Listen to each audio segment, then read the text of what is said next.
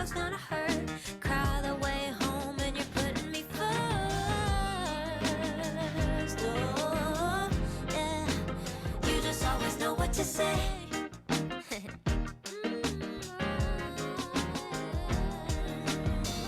We're strolling down the boulevard, dancing under streetlights. Oh, yeah. Every year we get older and I'm still on your side.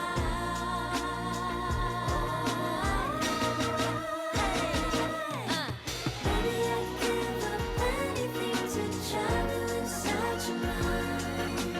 Maybe I'll fall in love again come every summertime. Daddy taught me to choose it wisely, but you don't have to try. 'Cause maybe I'll fall in love every summertime. Every day is summertime. Every day is summertime. Every day is summertime with you. Every day is summertime. Every day is summertime. Every day is summertime with you.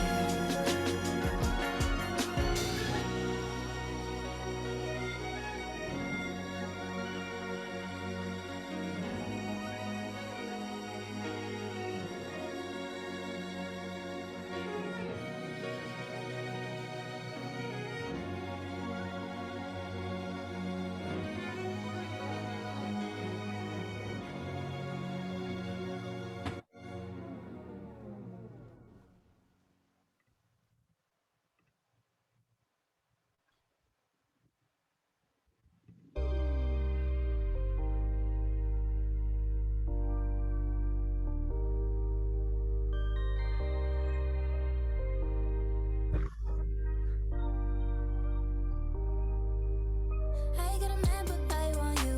I got a man, but I want you. And it's just nerves, it's just dick, making me think about someone new. You know there's so much to say. I try to hide it in my face, and it don't work. You see through that. I just wanna give it you, and you're right.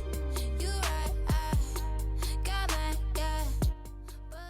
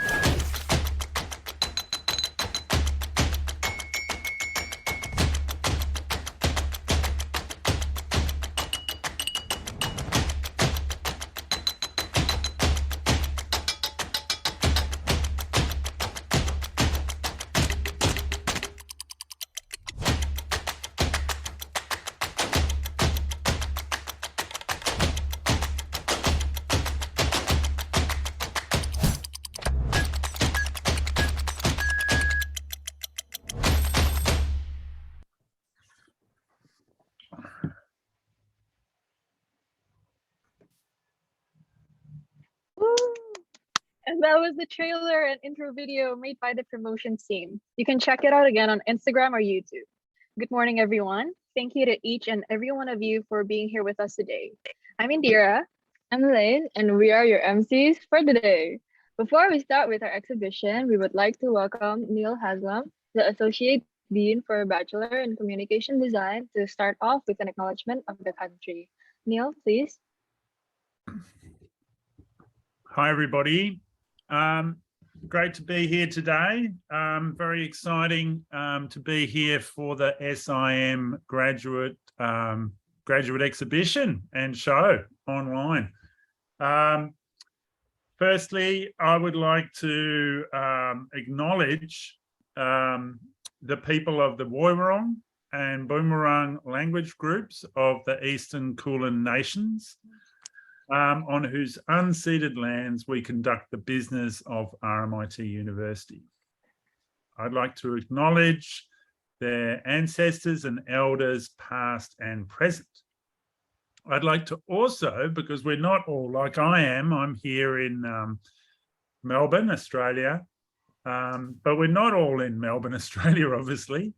And so I'd also like to acknowledge the traditional custodians and their ancestors of the lands and waters where RMIT is involved, also in Singapore.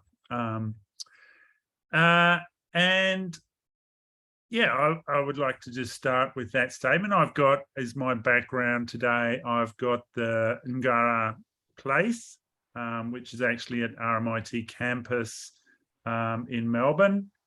And it's a artwork designed by Marcus Lee, who's a proud descendant of the Kurrajari people.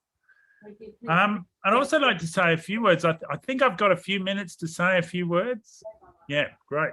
Thanks, guys. So let's get it. What an excellent thing to be part of. Very good to be here. So I believe there are 58 new graduates entering the Singapore design scene today, completing their work. It's a very intensive program, the Bachelor of Design Communication Design, partnered with SIM, Singapore Institute of Management. And yeah, congratulations to them, to all of you who are graduating. This year's graduates have chosen an enticing brand strategy featuring 58 hands, each representing a unique personality demonstrated through craft. What have these hands achieved during their degree? What will these hands go on to create? We congratulate the graduates of the BDCD program on their achievements and wish them well as they enter the exciting world of design in a global context. These graduates commenced their degree while the global pandemic was still at its height. They've shown incredible adaptability, fortitude, and creativity, and are now ready to help create a new world of practice. All graduates have grown in skill and passion through their different foundations to develop individual practices ready to contribute to the future of design. This is a cohort that have built their own unique design practice while undertaking an education in strategic design thinking, bringing creative execution to a wide range of specializations. And you'll see some of those today, but including illustration, motion graphics, user experience, user interface, branding, visual identity, advertising, creative strategy, photography, and videography. And you saw in the excellent opening sequence some of that work being demonstrated. RMIT University Communication Design is honoured to deliver this program in partnership with the Singapore Institute of Management. It is both stimulating and exhilarating to guide the new talent of Singapore as they develop into the design leaders of tomorrow. There are also 58 different meanings here, so different directions here, embedded in the stories that inspired their ideas. And I've had a little sneak preview of the website, and you can see those different directions in the website. So I would highly recommend you to all have a look through that and look at those, that different practices, different orientations. Design is a very expanded field. Together, they strive to move forward to their next journey in life. It gives me great pleasure to welcome this new cohort of new design talent to the world of design. And please join with me in congratulating them and wishing them all the best on their future design journeys. Thank you.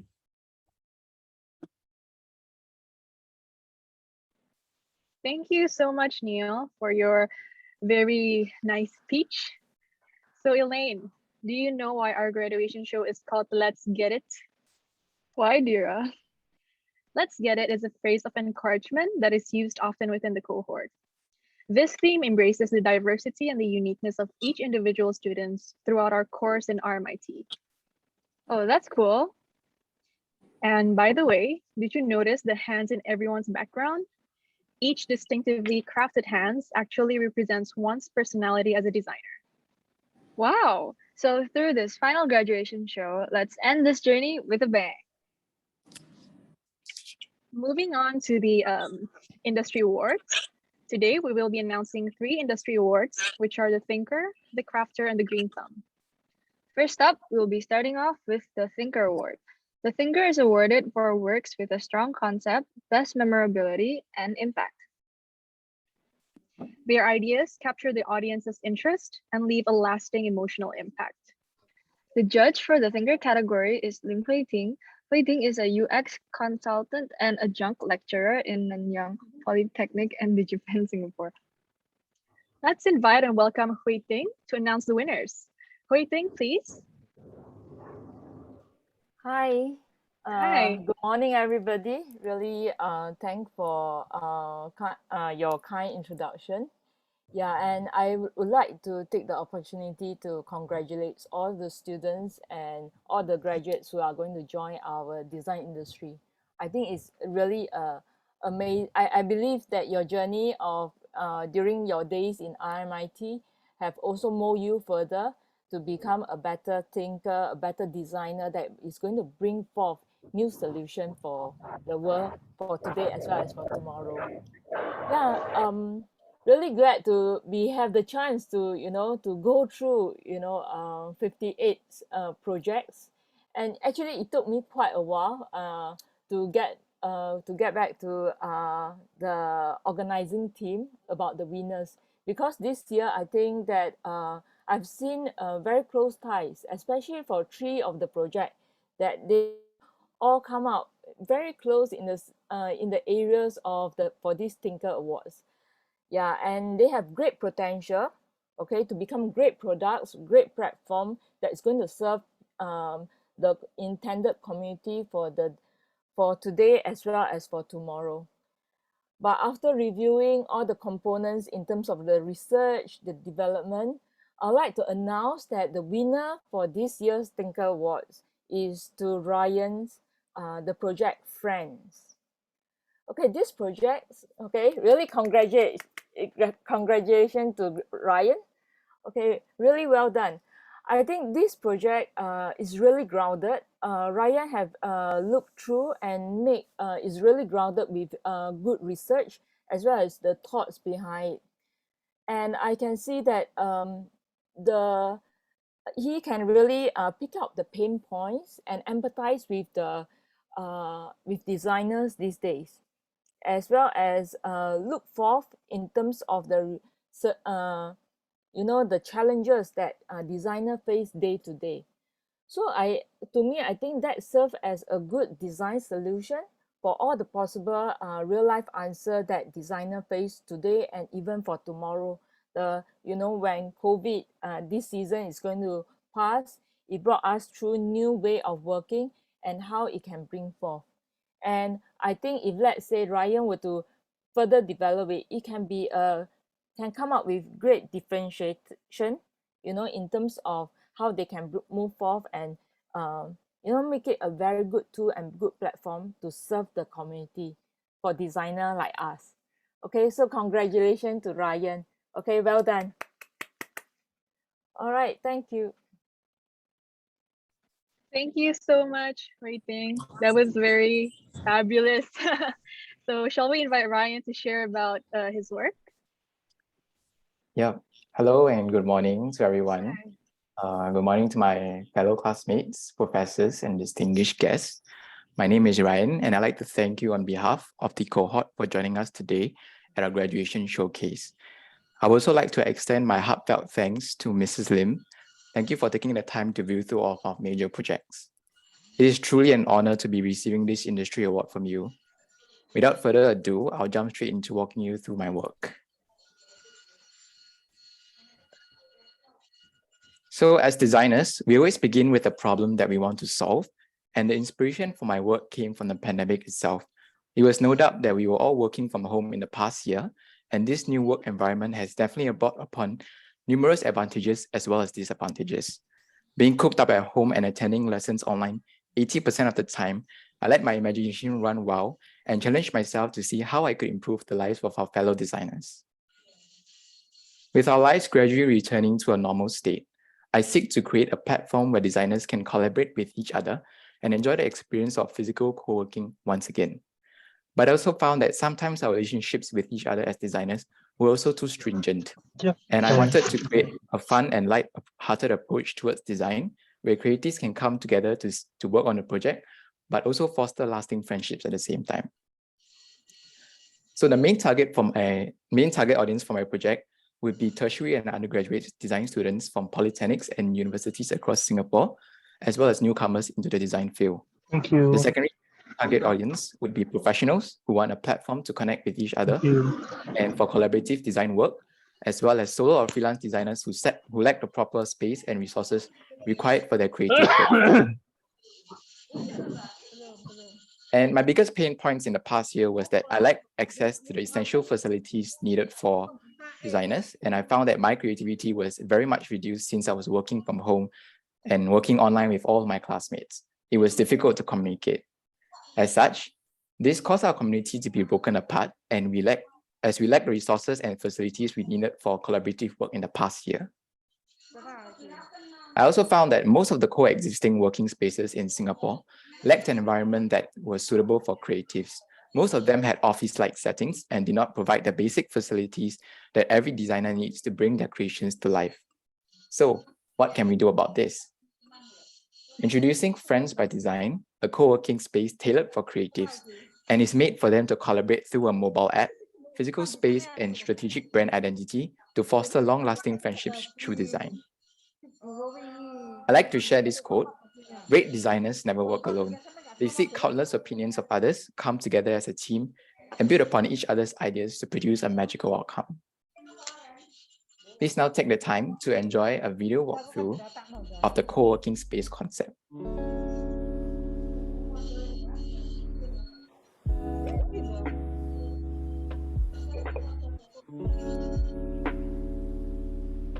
So, with spaces for co-working, community bonding, as well as relaxation, Friends by Design aims to be a one-stop hub for designers of every trade.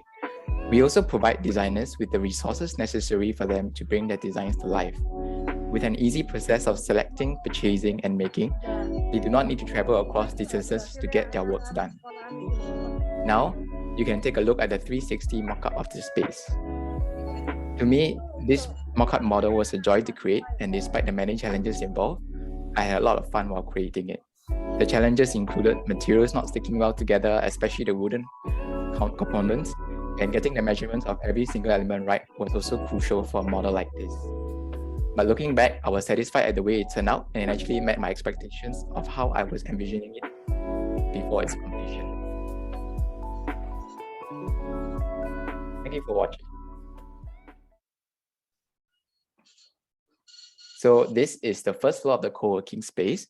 In the first floor, designers will be able to enjoy the experience of physical co-working, mingling and interacting with each other. There are also individual pods for work and recreational purposes.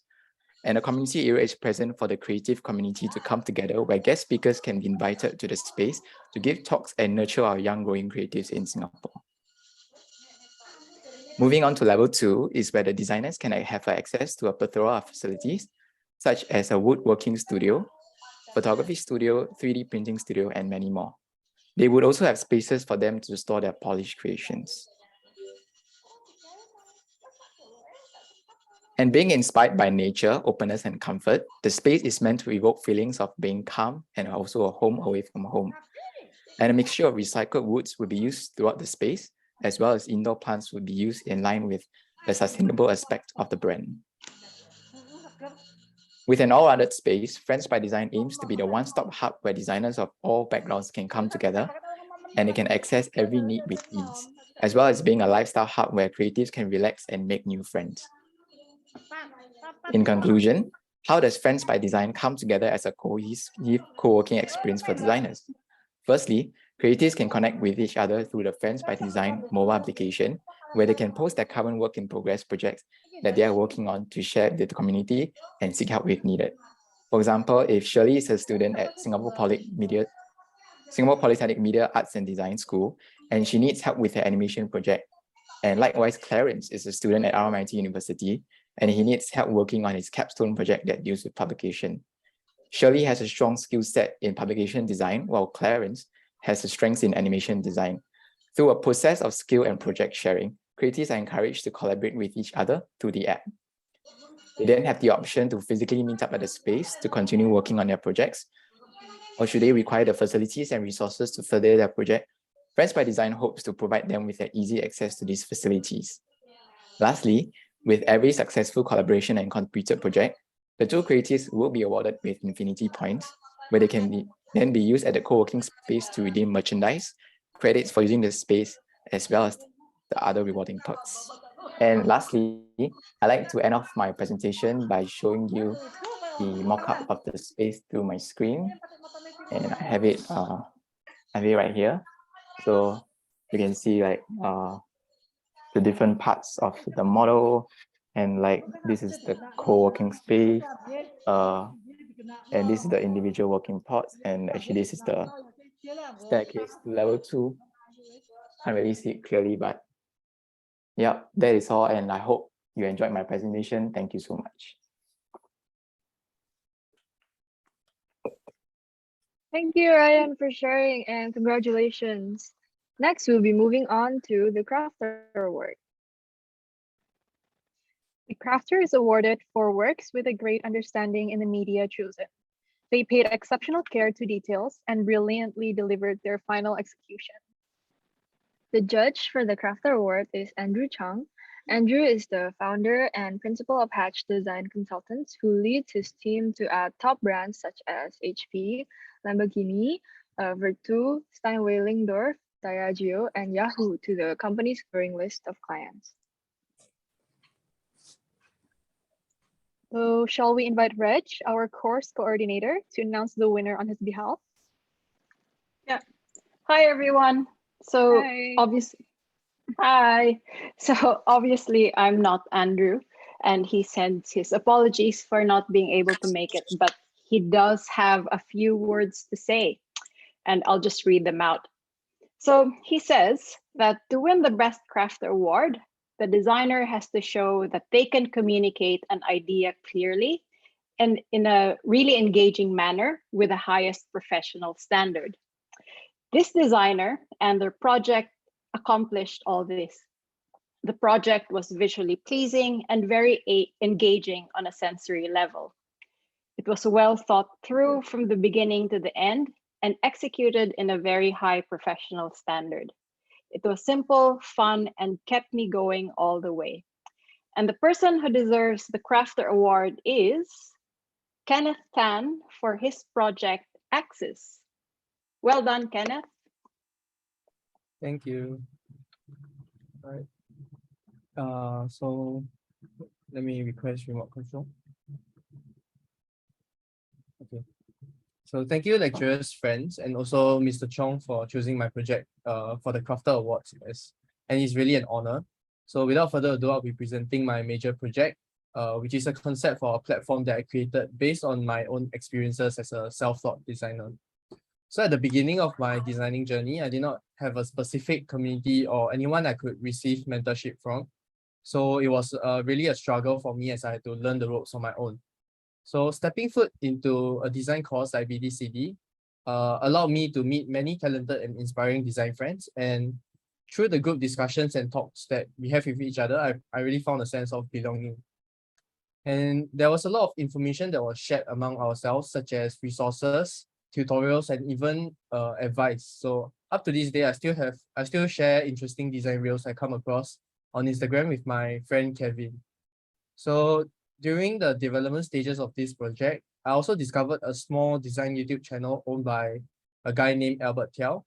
And his dedication to creating tutorials and helping others out has really inspired me a lot. So I reached out to him and had a small discussion over a design in a sense. And the session has really encouraged me to explore the creation of a platform such as Axis, a platform for designers to revolve around. So as you can guess from the visuals, the theme I decided on was a space theme for this platform. As I was playing around the word revolve, and I wanted to create a space for designers to hang out. So the brand core values are inclusivity, innovation, and being inspiring. So as for the logo design, instead of going with a brand mark that takes a literal visual representation of the word axis, I went with a rounded geometrical and bold design with 6 colors instead. So the idea behind this was to create a sense of community and inclusivity with multiple colors signifying the difference in design practices coming together and at the same time making it friendly and fun. So here is the first highlight of the platform, which is the forum space. So very much like Twitter and Reddit, I decided on this UI due to its functionality and practical usage of it. And this forum is a curated view of what the users wants to see. So as you can see below the header, there's different text such as visual identity, user interface, packaging, and motion design, which are texts that the user has already determined during the sign up process. So this curates content based on what they are interested in. So for the post, instead of using an upvote downvote system, I have decided to use the term launch as a way to comment others. So by giving someone a launch, you will help them increase their profile visibility to others by promoting their content and potentially opening them up to more opportunities for interactions and work. So this rewards contributors to the community as well as creates a conducive space for discussions. So within the platform, I've also come up with a form of gamification to track the number of launches a user has received, which gives them a certain rank such as Stargazer, Astronaut, Space Explorer, and all the way to the highest rank, which is the Moonwalker. So the next highlight of the platform will be the collaborative space, which is similar to a collaborative platforms like Miro, which we have really used a lot during our time in BDCD. However, this concept is an online version of Photopia, which is a website that is very similar to Photoshop using an API. So this collaborative space will allow lots of opportunities for learning and live sharing sessions, as well as discussions between groups of designers. And it can also be used as a way for designers to create revisions for clients on the spot without any miscommunications. So from this side, you can scan the QR code to look at the platform in motion on YouTube, and it will showcase, basically it showcases all the signing up process and the curation of the forum space as well as the collaborative space. So and with that, I've come to the end of my presentation for Axis. Thank you so much for your kind attention. And also thank you to all my friends, lecturers, and Mr. Andrew Chong once again for choosing me for the Crafter Award. Thank you. Woo! Thank you, Ken, for sharing, and you have our congratulations. Lastly, we will have the Green Thumb Award. The Green Thumb is awarded for work that incorporates sustainable practices. It encourages clean energy consumption while promoting renewable living and overall environmental awareness. The judge for the Green Thumb category is Kiming Yap. Kiming is a designer, brand consultant, educator, and the managing director of Creativians, an interdisciplinary creative company based in Singapore, Milan, and Jakarta. All right, shall we invite Kiming to announce the winner? Hi everyone, Kiming here from Creativians. Thanks for having me, and once again, congratulations to the whole cohort for graduating. I'm pretty sure it's been a very interesting few years for you guys starting amidst COVID-19, right? But we are kind of out of the woods. So going ahead, there is a bright future for all of you designers. So judging the Green Thumb is a challenging one because what does it mean to be green, right? What does it mean to be sustainable? I think as designers, I think that weighs a lot on us because we are creators, right?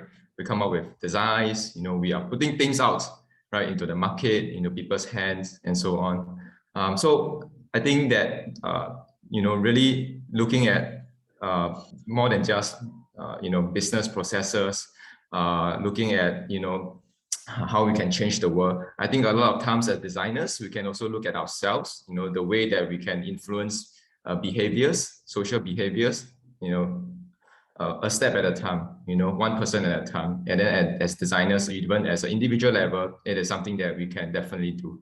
So without further ado, let me announce that for the Green Thumb Award, it has been awarded to Tiara Ambawati. Congratulations.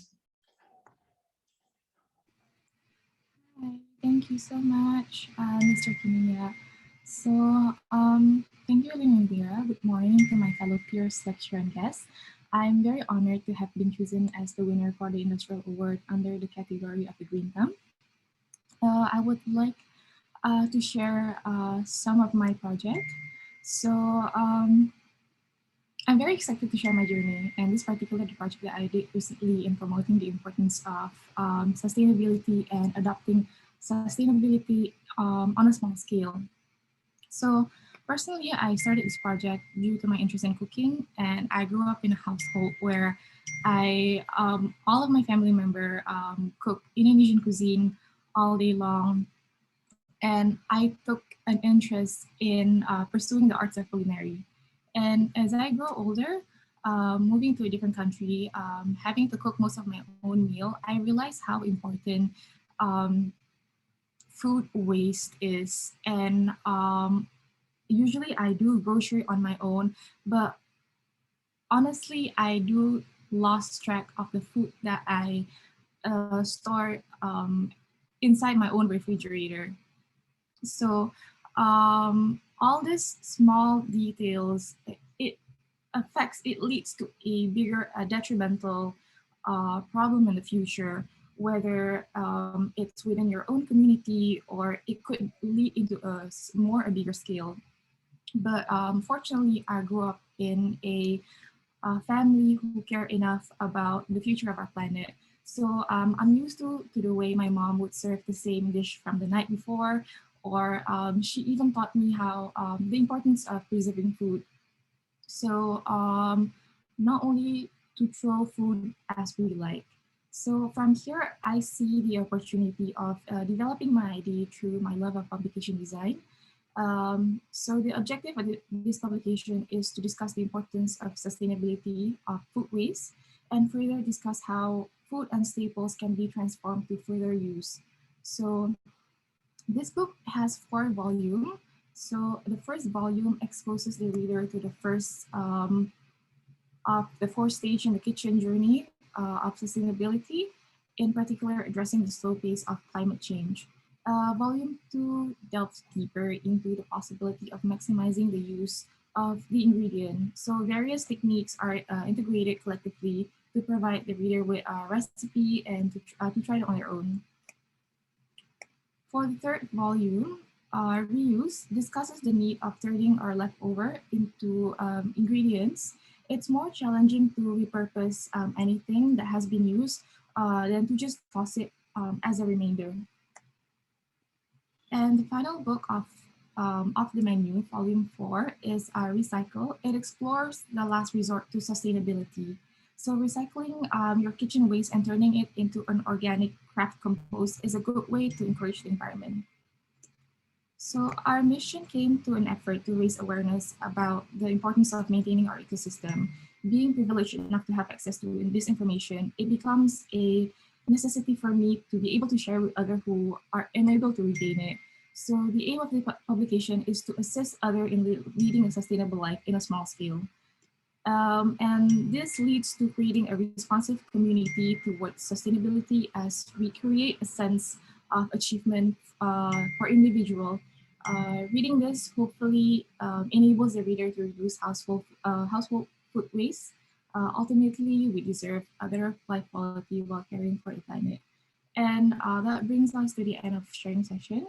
Thank you so much for your time and attention today. And thank you once again, Mr. Kimya, for the awards and for the people who have shown me their support.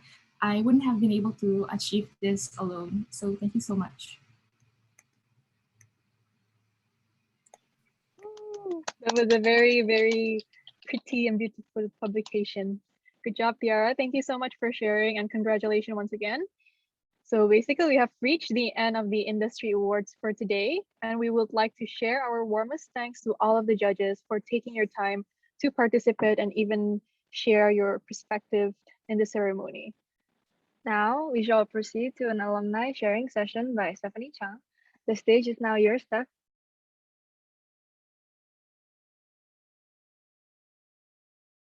Hey guys, how's it going? Congrats to all the award winners for today. I'm excited to tune in tomorrow for all the other awards and student peer awards. Yeah, so before I introduce myself, I'm just gonna say that this graduating cohort basically did majority of their intensive year in lockdown. And that kind of made me think about how I also graduated in the time of lockdown, which was 2020. And I remember taking this photo, which is kind of the view of my apartment, because at that time I was so stressed and I just kind of really needed a way to kind of release all of that bad energy and stressfulness. So I just took up my camera that I never really like touched because we were all inside, took a photo, and this is the photo that came out, and I was really happy. And when I look back, I'm like, actually the experience that I had with all of my friends and how we supported each other during lockdown and not being able to see each other in class, and how that really helped me. And being a student assistant with these guys, all 58 of them, it was really awesome to see that again. And, you know, it just kind of made me rethink about my time at uni. But yeah, before I kind of get into myself, I just want to say congrats to all of 58 of you guys graduating. It has been such an amazing experience being a student assistant. It's been heartwarming, it's been joyful. And despite all the stress that you guys have experienced, especially like I know some of you majority have assignments due maybe in the next 2 days, and having the grad show in the middle of all of this chaos. I really respect how you guys work and manage your time. And I always, you know, I kind of envy the amount of energy you guys have to be able to push through everything. So yeah, really, really respect you guys. Being a student assistant as well, this was my first time having kind of the responsibility of supporting a class, and not just any class, like a graduating class for a whole year. So I was pretty nervous. So I thank everyone for being so patient with me. And I don't have any kind of teaching background, so I was kind of more of like a support person. So I hope I was able to achieve that.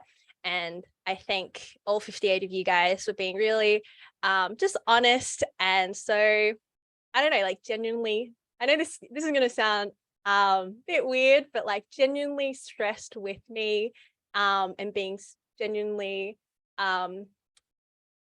comfortable with expressing that to me, because I don't know, I think it just made me understand how you guys were feeling at the time. So thanks for telling me how you guys are feeling.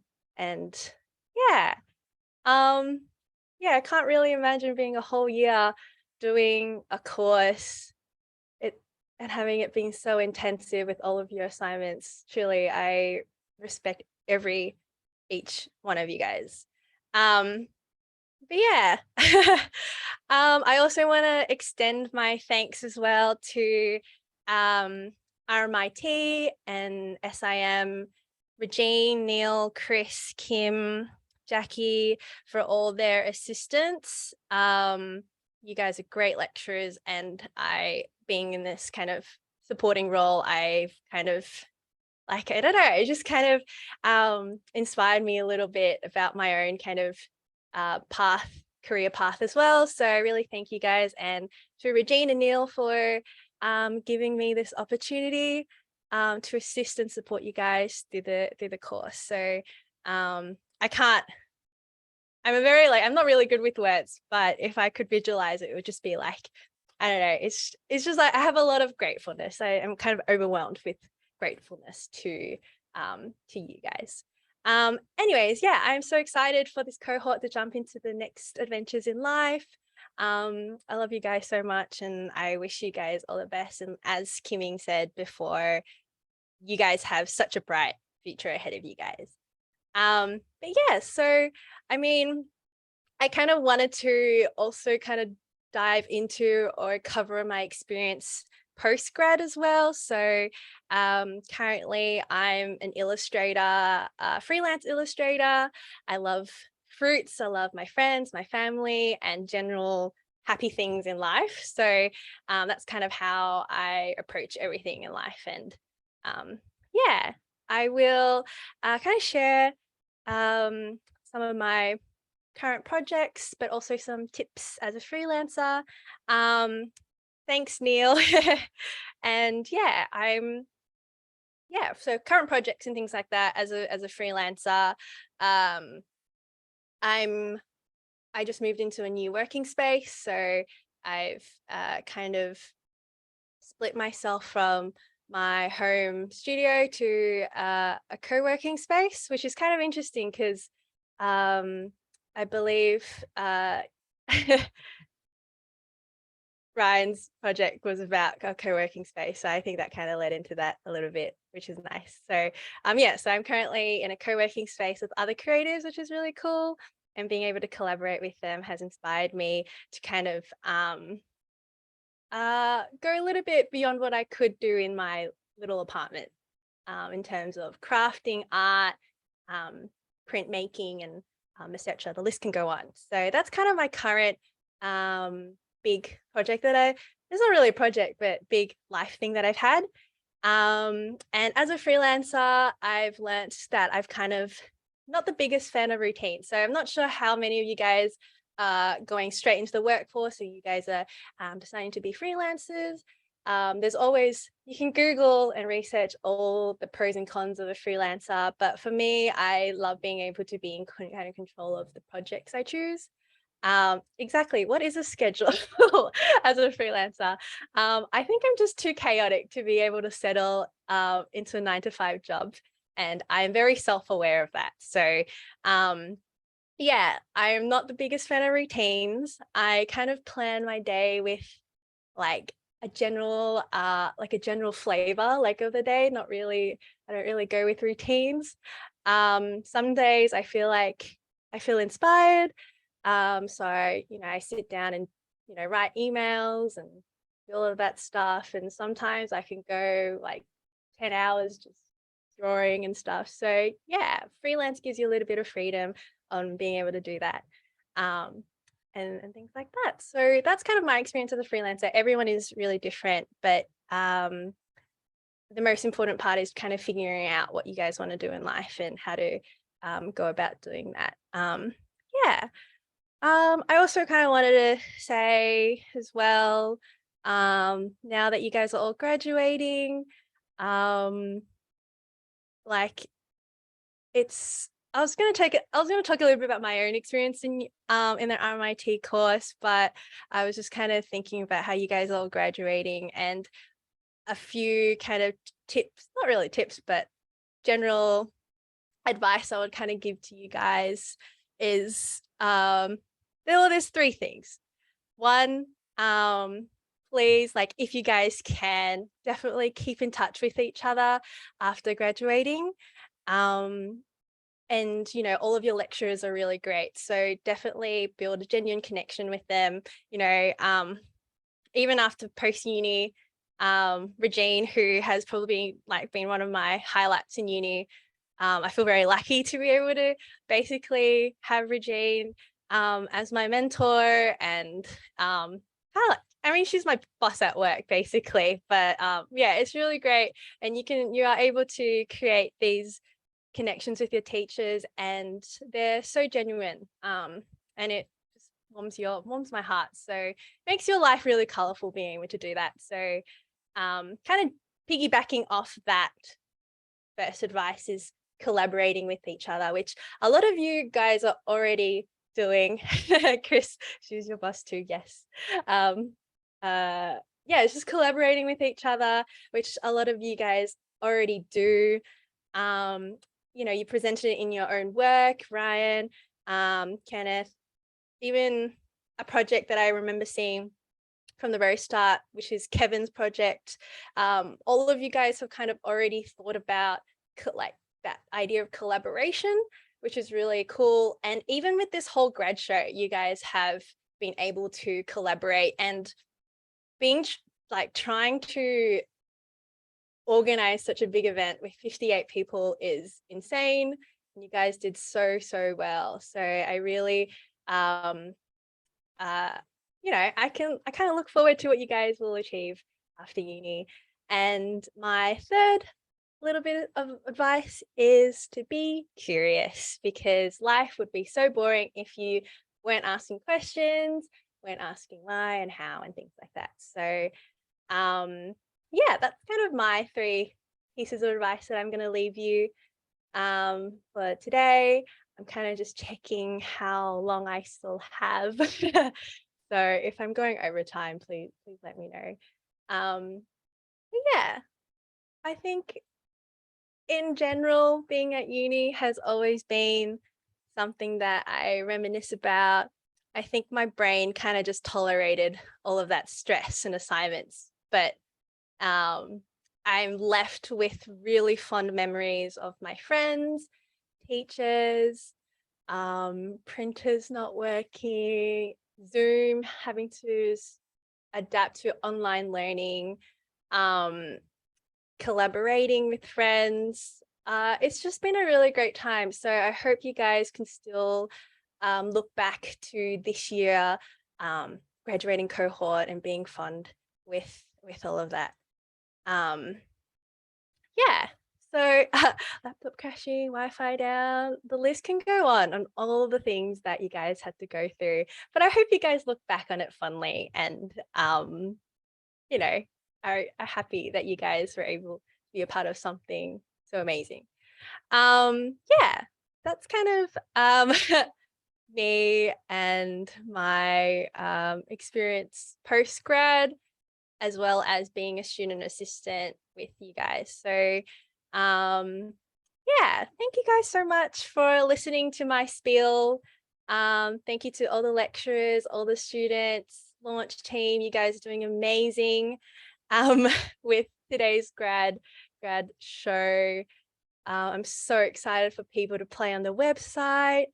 So excited for all the awards and things like that. So yeah, thanks guys. Thank you so much. And I hope you guys have a wonderful day, and thank you for listening. So thanks guys. Apparently Kenneth had some MacBook troubles, so I hope you get that fixed. Thank you guys so much. I hope I can stay connected to all of you guys, and I'm sure we will. So thanks.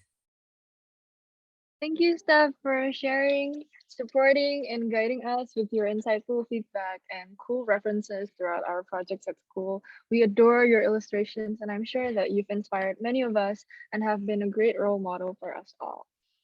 We'd also like to thank all the lecturers who have really helped us in our journey to becoming a designer, who took the time to reply to our late night emails and our many list of questions. We wouldn't have been able to come so far without all of you.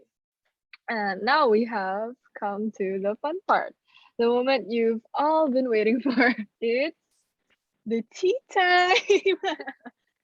So basically, a few days ago, we asked you, some of you guys, well, actually all of you guys, the BTCD 20 cohort, to submit your confessions regarding everything and anything about your time together inside our Google form.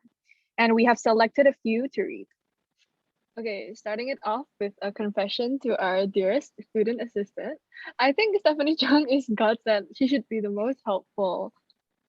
Wow, actually, it was very shocking, but I totally agree with this. She has guided us throughout the projects, and not only that, but also helped us, the exhibition team a lot, especially. And as the student here and the co-leader of the team, we really want to extend our thanks to Steph. Yay. Thank you, Steph. Yeah, okay, and next one, we have a couple of school-related confessions. So first one is, I rushed assignments to the last minute, so I went to school for presentations without showering for 3 days. Okay, well, and second one, we stayed in school doing group work until the security guard scolded us and chased us out. Wow, we Elaine, have some hardworking people. I wonder, is there any toilet here where they can shower? I'm not sure. I haven't actually explored, I guess. But did none of your friends notice that you didn't come showering for 3 days? Sorry, I shower every day in the morning now. Okay. Anyways, wow, yeah, looking at it, we have actually most of it, a lot are hardworking people. And I also have another school related one. Someone says, I wish we had a module where we cross class for assignments. I would love to bond more with the other classes too. This sounded very interesting because I never actually know someone would actually, be intrigued to get to know the other class. And is the other class not big enough for this person? Yeah, is your class not big enough for you? But it truly would have been nice to bond more as a full cohort. And I think that we have definitely gotten that chance through this graduation exhibition with like everyone's teams are mixed, TO1 and TO2, and we're getting to know each other. Yeah. And to close it off for now, we have chosen a random confession. Get ready for this one. Why does TO1 have so few dudes compared to TO2? Oi, share some dudes, Ken. We also want. Well, okay, wow. Well, we really hope that the next batch has more evenly spread out dudes and dudettes across all classes. Yep. And remember, it's never too late to just get to know the TO2 guys now. I think they're friendly enough to not leave you hanging, right, guys? Yes, hit them up now, girls or guys. And basically, that's it for now. But stay tuned because we have many more confessions to spill. We will now have a short intermission break. See you all in 10 minutes. Ciao.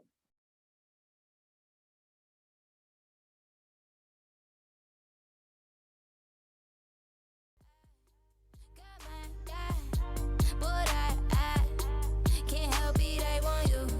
I can't stop and look the other way, 'cause I know it could be, babe, and you never felt the same.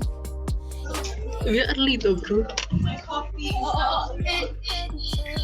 got our fantasies, and it's me and you, no she. Tryna be out through your sheets. Have you all on top of me? Acting like it's not that deep. Oh, you can take it out of me. Tell me what it's about to be. Really feel it's bound to be. I can't tell no one, but I remember I want you. I could remember I want you, and it's just nerves, it's just dick, making me think about someone new. You know I got so much to say. I try to hide it in my face, and it don't work. You see through that. I just wanna get with you, and you're right. You're right. I got my yeah, but I can't help it. I want you. Yeah, you right. I got my yeah, but I can't help it. I want you. Girl, I want you like you want me to. I feel that energy when you're on top of me. I know your man, he ain't controlling you, but you still hesitate, 'cause you choose loyalty.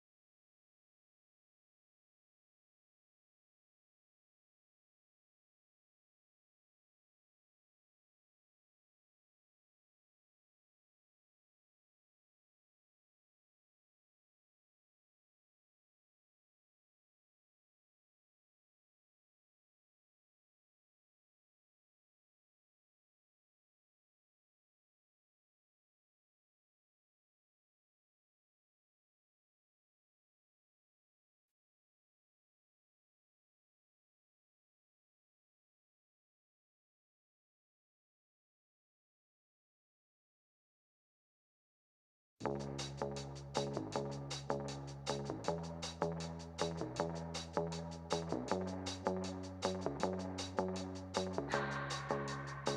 keep my hands on myself.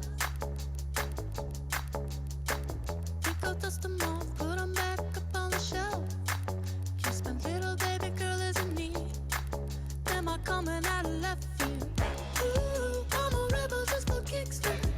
I've been feeling it since 1966 now. Might be over now, but I feel it still. Ooh, I'm a rebel just for kicks now. Let me kick it like it's 1986 now. Might be over now, but I feel it still. Got another mouth to feed. Leave it with the babies till the mama call the grave digger. Gone with the fallen leaves. Am I coming out of left field? Ooh, I'm a rebel just for kicks now. I've been feeling it since 1966 now. Might have had your fill, but I feel it still. Ooh, I'm a rebel just for kicks now. Let me kick it like it's 1986 now. Might be over now, I feel it still. We could fight a war for peace. Give in to that easy living, goodbye to my hopes and dreams. Stop flipping for my enemies. We could wait until the walls come down. It's time to give a little to the kids in the middle. Oh, until it falls, won't bother me.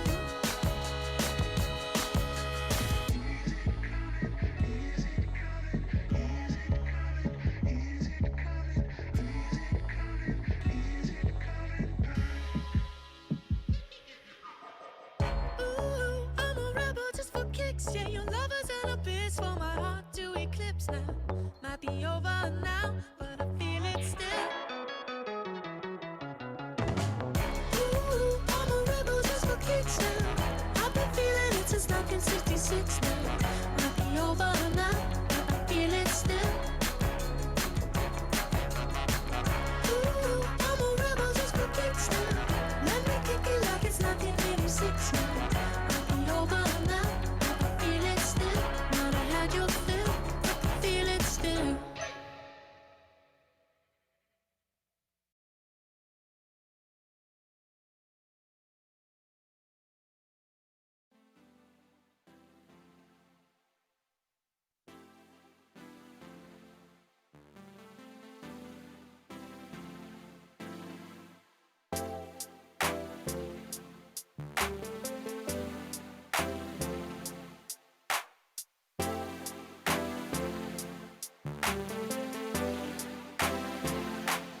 Can we just talk? Can we just talk? Talk about where we're going before we get lost. Maybe our thoughts can't get what we want without knowing. I've never felt like this before. I apologize if I'm moving too far. Can we just talk? Can we just talk? Figure out where we're growing. Yeah. Started off right, I can see it in your eyes. I can tell that you wanting more.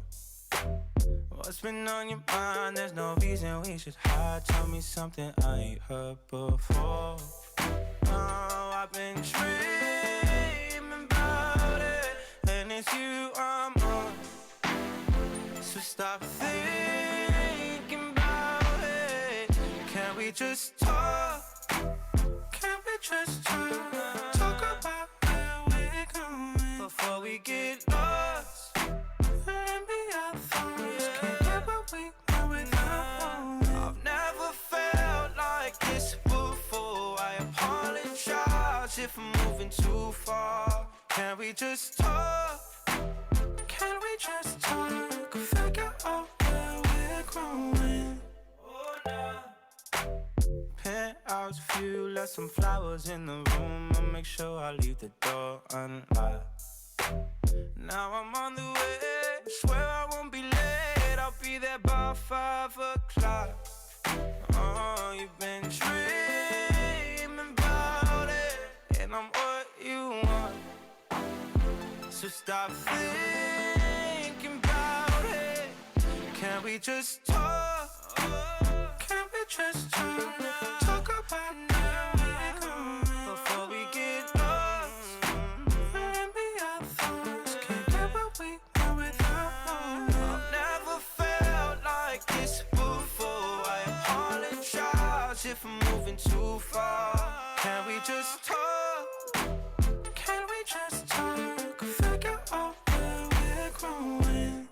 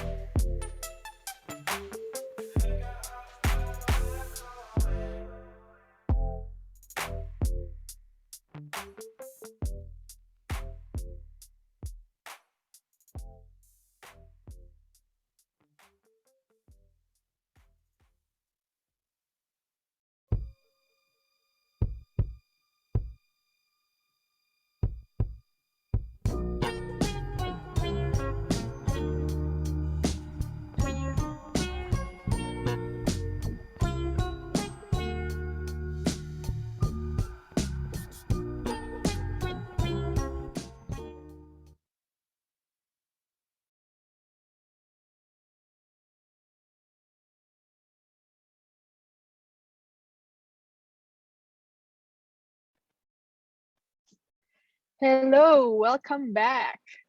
Now we will have a mini activity hosted by the launch team. Launch team, please. All right. Okay. So what time is it? It's time to have some fun with me. Hi guys, I'm Rebecca. And I'm Xingwen, and we'll be hosting the launch game. Okay. So right now we'll be playing this game called Guess the Word. So how do you play it? So the words are design related. I'll be showing the number of letters the word has on screen. So we have a little hint at the bottom, and feel free to type your answers in the chat. So there'll only be two winners of being selected for the fastest and the most correct answer. So we'll take note. So yes, just type your answers in.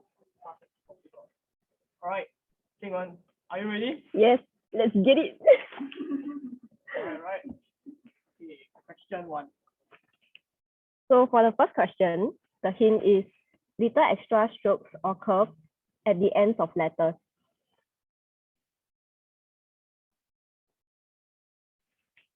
Oh, so fast. So fast. Someone got it. Okay. Okay. Chris got the answer. Okay, is that the answer?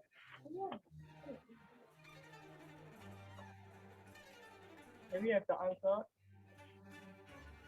Okay. Wow, Chris. Amazing. 1 point to Chris. All right. Second question. The hint is determine how text is placed vertically in line.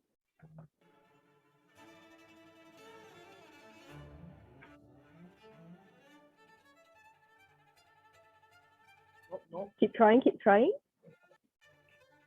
Oh, red, you got it. Oh. Wow. Wow, so smart. Amazing. 1 point, red.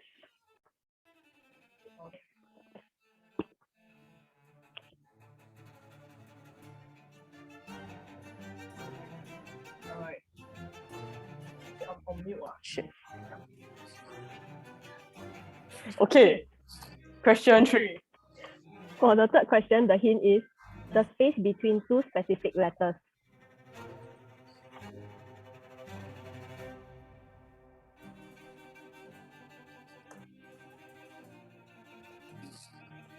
Nope, nope.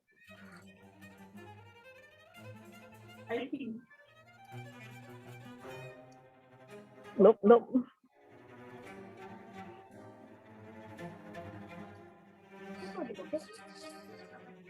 Yes. What? What? Huh?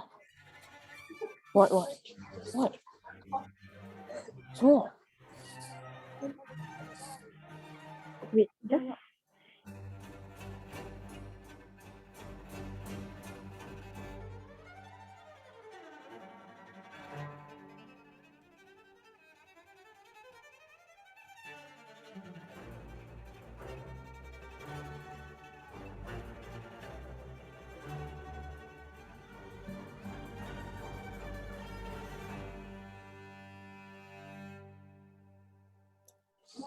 Rebecca.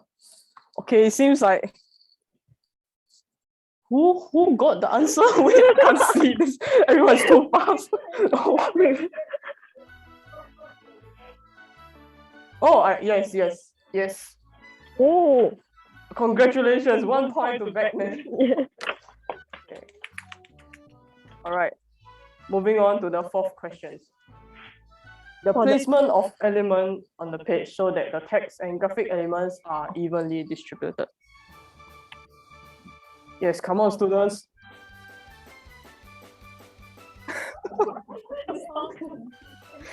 Oh, someone got it. Wait, Chris again. Chris. All right, one more point to Chris then. Too pro already. Too pro already. Okay, moving on to question 5.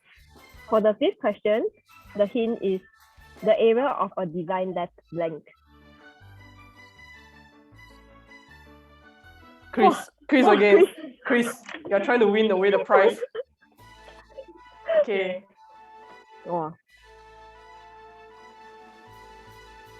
Right, moving on to question 6. The detail of an image based on a number of pixels. Okay, wait. Oh. Kevin got it. Congratulations. Finally, we have a student. 1 point to student. Oh my god, yeah. Okay. Next question. For question 7, the hint is square-shaped dots that make a digital raster image.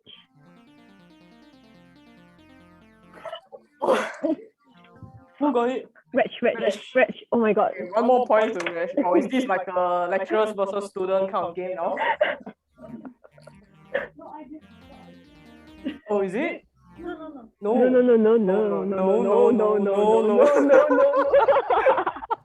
It was Reg. All right.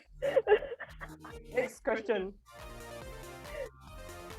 Okay, let's enjoy the new music for 1 second. Okay. Anyway, the art of arranging letters and text in a way that makes the copy legible, clear, and visually appealing to the reader. Who? Sabrina? Okay, Sabrina then. Another student. Yes, congratulations.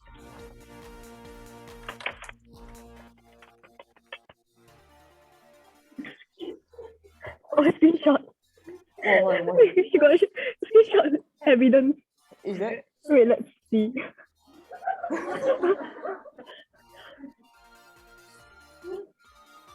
How come on my screen is red? Yeah, on my screen is red too. What? This is rigged. It's rigged? Oh no, it's rigged, guys. Well, it's not rigged. I'm just kidding. Okay. Beck is photoshopping. Oh, is it? Is she? Perhaps. Maybe.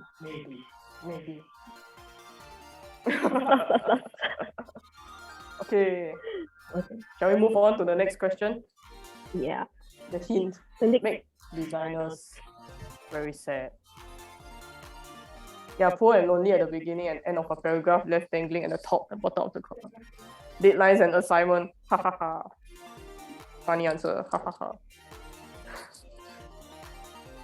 We need the full answer. The connector. Oh, Beck Nelly. Beck Nelly got it. Nelly. Oh, finally. Okay, fine. This time it's not rigged. Chris, you come back. Yes, Chris. Chris, up your game. Chris. Currently, Chris have 3 points. Reg have 2 points. Beck have 2 points. Kevin 1 point. Sabrina 1 point.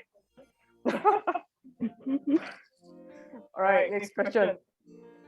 The next hint is used as a placeholder that will be swapped out later with actual copies. Oh, Reg is fast.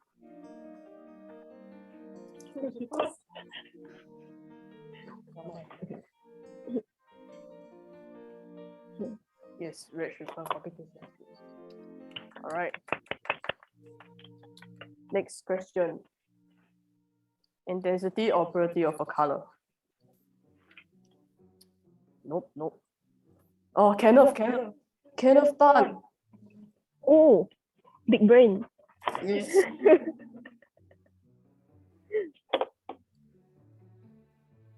All right. Yeah. Next question. Next question is comprises of colors that can be utilized for any illustration or design work. It is IU song.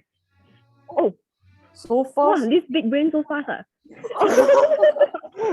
Big brain indeed. Okay, 1 point. One more point for big brain.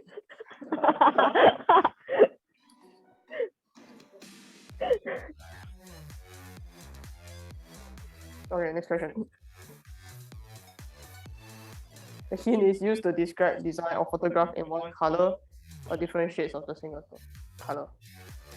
Oh, Chris, come back. Oh. Oh, it's not. Oh shit. It's okay, guys. I'm sorry. My eyes are spoiled. I was rushing the deadline till too late last night.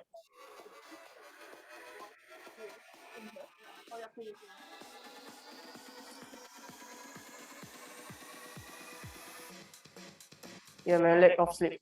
It's okay, close enough. Anyway, the point is given to Chris. I'm sorry. Okay. Can we move on? For question 14, the hint is colors that are opposite each other on the color wheel. Oh, red. Red. Yes. Yes. I'm sure it is. Yes. Congrats to Reg. Yes. Alright, moving on. The most widely used color system for blending colors. The system includes colors that cannot be mixed in CMYK. Oh. Who? Back. No, Oh, Reg. Oh, sorry, Reg. It's too fast. The chat is too fast. It's too fast. Yeah. Everybody's too fast. Reg +1. Reg +1. Yeah. Alright. Moving on. For question 16, the hint is a gradual change of colors, such as green People turning. is getting the answer already. Oh, that is Ken. Oh, it's so Well fast. done. Big brain. Oh, big brain. Haven't even read me. No, it's big brain. Big brain? Big brain. Okay, next. Yeah, Ken is on a roll. Yeah. Question 17. Oh, I don't even have to read now. Alright, good. Big brain win. 1 more point for big brain. Oh. Wow, this big brain going to win quiz already. Oh my god. Okay. For the next hint is a proportional relationship between an image's width and height. Oh, Fidel. Where? Fidel. Why is my computer not showing? Wait. It's not the full one. Oh, new winner. Oh, a dog has arrived. New winner in the house. Oh, okay. Oh. +1 for Akmal. Not bad. Alright, next question. Last 2 questions, guys.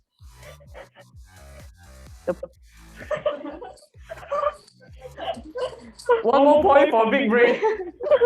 Big brain indeed. Okay. Before we have the last question, let me tell you the points first. So currently Red Chef 1, 2, 3, 4, 5. And then Chris has 4. Then Beck has 2. Kevin has 1. Sabrina has 1. Big Brain, Kenneth Tan, 1, 2, 3, 4, 5. 5. Akmal got 1. So now we have Akmal versus Reg. Okay, last question. Okay. For the last question, the hint is a real or digital model used to Okay, Kenneth won, okay. Oh my god. Congratulations. Sing a song. Congratulations. Okay.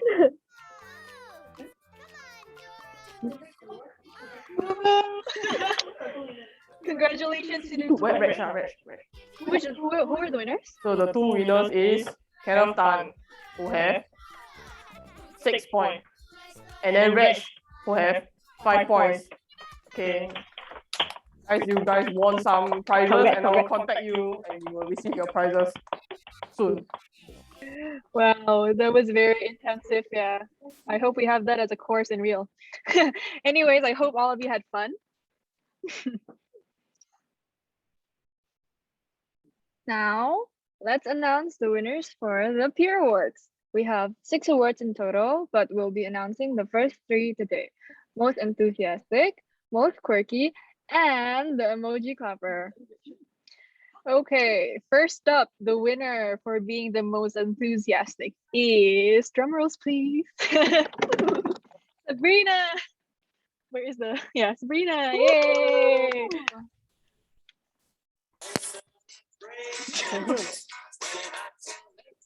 Let's invite Sabrina to give a thank you speech. Hello. Hi. Yay. Let's play the song. Thank you so much. Hi. Yeah, I would like to thank everyone, everyone part of BDCD 20. Like, I'm honored to be chosen as the most enthusiastic student in this cohort. So I definitely want to thank all. Sorry, what? Oh, okay. I want to thank all our fellow classmates and then my good friends in BDCD 20. So we kept each other sane, you know, all through all-nighters. Yeah, so we made it together here as a whole cohort. So I hope that during this process, my enthusiasm has managed to hype and like cheer people up to make this intensive course a bit, you know, a better experience for everyone. So I would also like to thank all the lecturers and professors and student assistant especially for like working so hard to like help guide us through this course despite not being able to see us physically, you know. So I hope this enthusiasm has made your teaching process a little bit easier, not less like talking to a wall, you know. So yeah, I also want to thank my family, especially my parents. I think my dad's in here somewhere. Hi Dad, I graduated, look. Yeah, I want to thank them for the support through all my shenanigans and like chaotic assignments. Yeah. So I was thinking of like what's the most enthusiastic way to give my thanks. So I figured it's not really appropriate to scream into the microphone. So like here in the most enthusiastic fashion, I attempted to print out a very big thank you. I'm not sure if you can see it. Oh, we can't see. Ah, you can't see it. Okay, never mind. Oh wait, yeah, wait, here it is. I attempted to print out a big thank you with like the 58 hands. Yeah. Yeah, and it's stitched together the pages. So yeah, once again, a very big thank you for voting me as the most enthusiastic student. Thank you.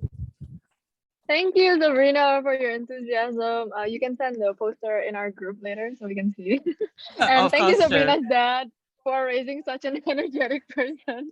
We can really feel your energy in Collaborate Ultra and also in real life. And next, I'll be announcing the winner for being the most quirky. Who do you think it is? Well, it's Ari. Woo! Tell everyone that you're in love with me. Congratulations and jubilations. I want the world to know I'm happy as can be. All right, Ari, the stage is now yours. Thank you. Sorry, I'm trying to stop my tears from coming out. Okay, so can I just copy whatever Sabrina said? No lah. I will cite you later, Sabrina. Nah, just kidding. Okay, anyway, I want to say thank you so much for like appreciating my personality. I didn't even know like this can be an award. But like yeah, so like yeah, I've never seen my personality as like something that deserves an award lah. But thank you so much for seeing that side of me. And like I also want to thank my friends especially, and also my batchmates for like accepting me as I am, because I think like to be able to be yourself, like truly be yourself, also depends on like the people around you and like the space you are in. So like I want to thank like BDCD and like my friends for always like encouraging me to be myself, and like yeah, just don't hold back. And that's kind of what I want to say to everyone as well, like just be yourself, because you never truly know who likes that side of you. So yeah, just embrace yourself and yeah. Yes, thank you, thank you, thank you. I don't know what else to say, but thank you. Thank you, thank you. Wow, back to crying. Okay. Thank you. Yes, thank you so much, Ari, for having this wonderfully vibrant personality that brightens up everyone's day. Love the way you actually showed much about of self-love and embracing, your personality, So lastly, the winner for sending the most clapping emojis is Kevin. Hello guys, can you hear me? Yes. All right. I just want to appreciate the fact that you guys gave me this award. I didn't think that I would win this award, but because I thought everyone also clapped as hard as I used to do, I've noticed that the students here are very shown on like a lot of contribution, and I feel like I did nothing extra in terms of getting this award, but I still would say I would appreciate it. I just don't really believe that the course has actually ended and that we finished our journey here. Really good job for all of you guys who did marvelous jobs during this 1 year course. Yeah, thank you for showing your emoji claps. I just want to say that, like, even though after this journey, we will still have another, exciting journey. Perhaps it might be a good one or a bad one, but we will never know in a way. But I'm pretty sure that this might not just be the end. It will just be another beginning for us, right? So yeah, enjoy your life as designers or whatever you would want to be in the future. You can branch out to something new. You can find out and explore more about yourself. Whatever you do, I hope you enjoy your life. And I hope you see you in future as, I don't know, randomly or doesn't matter how we encounter, but I just hope to see you guys again. Thank you for giving this award. Thank you guys. Thank you, Kevin, for the inspirational quote and all the clapping emojis. Made us really feel appreciated after giving our presentations. Go spam him with clapping emojis, guys. Congratulations to all the winners once again, and let's give another round of applause for the woo, yeah, show your love to them with more clapping emojis on the chat box. Wow, you guys are All gonna of break your you- fingers too. Yeah, so all of you guys can win the award as well. Hey. Now we will invite Reg to do a closing speech. Please welcome Reg. Hey. All right, thanks, guys. All right, well, here we are at the end of the road, folks. So congratulations on an absolutely gargantuan effort in getting this grad show together. The brand, the exhibition website, the grad book, and all the works in it look really fantastic and really show off your amazing conceptual thinking skills. It makes learning from home look like so much fun. And all the hard work of the launch, content, sponsorships, and promotions teams have made this event like super fun and an enjoyable way to end this really crazy, hectic, but also productive and fruitful year. I was really impressed with the quality of the work that you guys produced.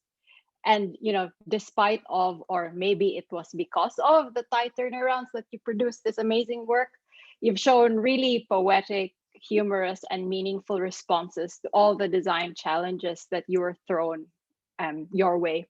And I think whoever's in the next cohort, like these guys have set the bar really high. And yes, you really did get it. So well done. I'd also like to commend you for working together as a group.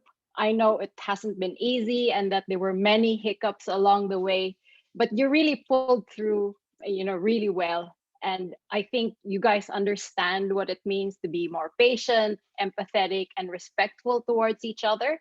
And that, I think, is one of the biggest lessons that you can learn as human-centered designers.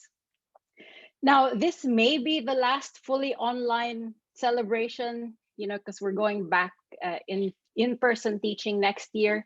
So I'd like to give a very big heartfelt thank you to everyone involved, not only in putting this show together, but also to everyone who's made this very difficult task of teaching and learning at home as pleasurable as it can be. So first off, I'm gonna have a litany of all the people that I'd like to thank, and I promise I'll keep this short. So first off, I'd like to thank the sponsors for the grad show, Studio Anne, Ariston Print, and GoGo Print for providing prizes for our awards and sponsoring the printing of our very vibrant grad book. If you haven't received a copy yet, you soon will. Thank you so much to our distinguished panel of judges, Ahmad Sadali Ramli, Andrew Chong, Jemima Song, Joshua Tan, Kiming Yap, Lim Hui Ting for taking the time out of your very busy schedules and lending us your expertise and experience. Thank you also to Neil Haslam, Russell Kerr, Connie Chow for your program guidance throughout the year, and to all of the SIM and RMIT admin staff, Alex Tay, Janice Tan, Mary Robertson, and Michelle Colpan for supporting me and helping me not have a nervous breakdown every time a hurdle would come up. To the brilliant communication design academic staff, Zenobia Ahmed, Kim Tan, Lee Wetter, Jack Pua, Beck Nally, Chris Xiao, Morgan Williams, and Ethan Wang, and all the student assistants, Alan Fong and the Stephs, Steph Cheng and Steph Achana. I think that could be a great name for a band, Alan Fong and the Stephs. And so for often going over and beyond the call of duty to provide the best possible learning experience for our students. I really cannot thank you enough. And lastly, to you, team, let's get it. You guys are incredibly talented and have boundless potential, and it was my absolute pleasure to have met you along your design journey. And I'd like to give a special shout out to all the group leaders who have worked tirelessly to make this grad show happen. Ariel Chin, Sabrina Japet, Kenneth Tan, Elita Jacinta, Fidelia, Indira Rusdi, Shannon Wong, Erika Azmi, Jinwen Ang, Rebecca Ang, Ichuan Han, Jai Lee, and Regina Lam. All your work has truly paid off. It's amazing, guys. Thank you so much. And to everyone who's come here to join in our celebration, thanks so much for taking the time to support us and our program. So yeah, thanks guys, and back to you, Indira and Elaine. Wow, that was amazing. But I think Reg stole all of our words. But anyway, thank you so much, Reg, for the amazing speech. And also to our guests and judges for spending the time with us. And the students for putting together this exhibition. It was a wonderful and amazing journey, even though it's up and down, you know. But yeah, Elaine? We would again like to give a huge thank you to our sponsors, Studio Anne, Ariston, and Google Print. We couldn't have done it without you. Yes, please feel free to explore our graduation exhibition website, which consists of works done by 58 individuals in our cohort. And you can simply scan the QR code to, you know, visit the website. Yes. Yes, please do take your time because we took a lot of time to craft it. It's a joint effort of 58 students, so please have a blast. However, it's not the end.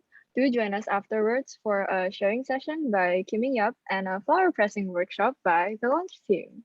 But before we go on our break, we're bringing back your favorite section of the event. It's tea time. Woo! So let's start with another hot tea. So someone said, I really wanted to get to know this person in class. However, I'm not sure how to approach this person. I waited really long for an opportunity. And finally, capstone came. I am motivated to go to school because I want to talk to this person. This is actually so sweet. So to give context, capstone is our latest module, and we had to ask really, really in-depth questions to get to know our partners. I think this subject. I think the subject is. I think the subject also opened a lot of doors for any of us who actually, you know, missed the chance to talk to people in class, and especially with this whole COVID pandemic thing. But yeah, I'm happy that this person actually got the chance to talk to this person. Yeah. So next, moving on, we have a confession about our dearest lecturers. First one is, Ethan scared the crap out of half the cohort with his submissions is tonight, right? But not gonna lie, if that was a fear tactic, it worked. I rushed it and submitted it that very night. So, thanks, Ethan. Yeah, that really scared us all. I think we all had a nervous breakdown. But thank you, Ethan, for helping us submit on time. And second is, I've always wondered how long Chris takes to style his mustache every morning. Chris, mind if you enlighten us? I was actually I In was the wondering. 2 seconds, just like that. No problem. Oh. 2 seconds of doing your mustache. Okay, but anyways, I was wondering the same thing. But maybe Chris could provide a styling workshop for us in the future. What do you think, Elaine? Yeah. I hope it's free though. Please, please. We're still finding jobs. So if Chris could provide a tutorial online, thank you. And so spam the comments with clapping emojis if you agree, guys. Oh, I'm giving real life hand clapping, not only emojis. Yeah. And anyways, someone actually also said that has anyone realized up to now we still have no idea how tall Reg, Steph, Beck, or any of the Melbourne lecturers are. Neither do any of the Melbourne lecturers know about us. It's just so random though. But anyways, there's another one connected to the lecture. I want to meet Reg in real. Okay, anyways, I want to meet you too, Reg, and learn more about your data visualization. Yeah, we're all actually 6 feet tall. You just never know. But so this one's very interesting. It's too bad that the Melbourne trip was cancelled, and we could have answered this and also taken physical photos instead of digital screenshots. But well, not to put all of us in a sappy mood, we have other confessions about specific people this time. So really spilling the tea. First one is, my bro, Eamon, I'm sorry, but I do not trust you, bro. Well, wow, quite the confession. Okay, starting off slow. And then the first time I met Shannon, it was during orientation, and we were both in the toilet pooping at the same time. Oh my god, that's yeah, TMI indeed, but that's quite the coincidence. Anyways, are you guys still friends now, Shannon and this person who actually confessed about it? Type in the chat if you want to expose yourself. Expose yourself. Yeah, I think that's a bond you can never break. So good for you guys. Yeah. And anyway, I have another one to add. I think this is kind of the last one, which is Kenneth Tan should be the valedictorian. I don't care. I don't care whoever the valedictorian. Get out now. Wow, it seems like this person strongly insists Kenneth Tan to be the valedictorian. Wow, looks like Ken has a fan. Ken, do you have anything to say about this? No. I believe like there are other like people like Kevin and even you, Indira, you should get the valedictorian for sure. Okay, Ken. Ken. All right. And that's it for now. We'll be back with Hotter Tea tomorrow. So stay tuned and please come back for day 2. We will now have a 30 minutes intermission break.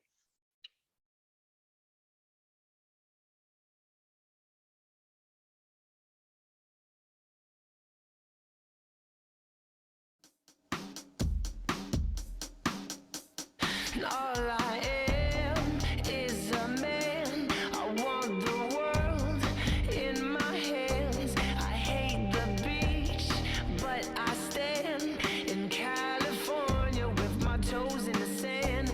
Use the sleeves of my sweater. Let's have an adventure.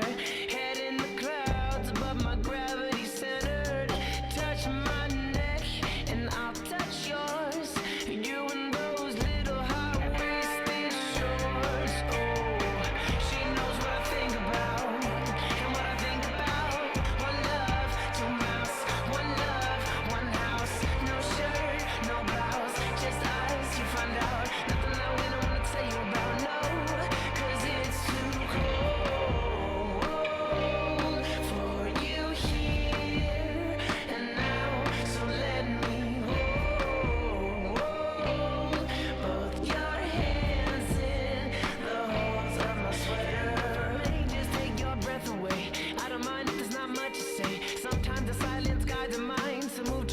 so far away. The goosebumps start to race the minute that my left hand meets your waist. And then I watch your face, put my finger on your tongue cause you love the taste, yeah. These hearts adore everyone the other beats hardest for. Inside this place is warm, outside his eyes so poor. Coming down, one love, two mouths, one love, one house. No shirt, no blouse, just us, you find out. Nothing that we don't wanna tell you about, no, no, no. Cause it's too cold for you here and now. So let me hold both your hands in the holes of my sweater. For you here and now. So let me hold both your hands in the holes of my sweater.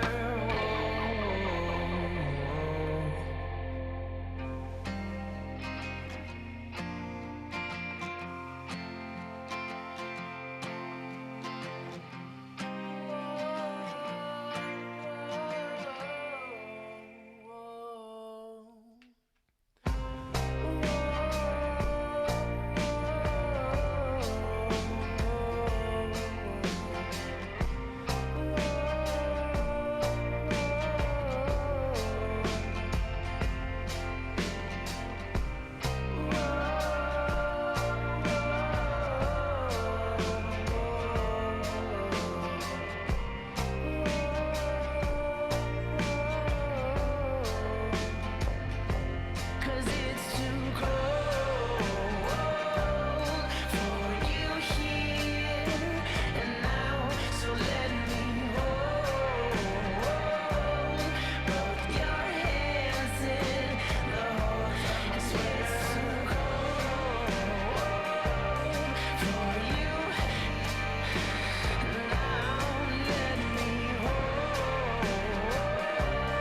both your hands in the holes of my sweater.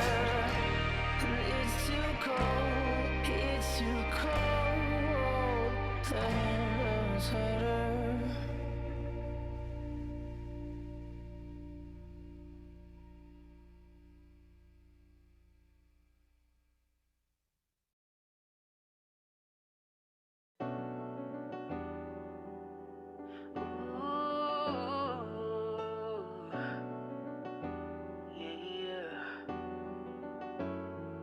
I put my feelings on safety so I don't go shooting where your heart beat.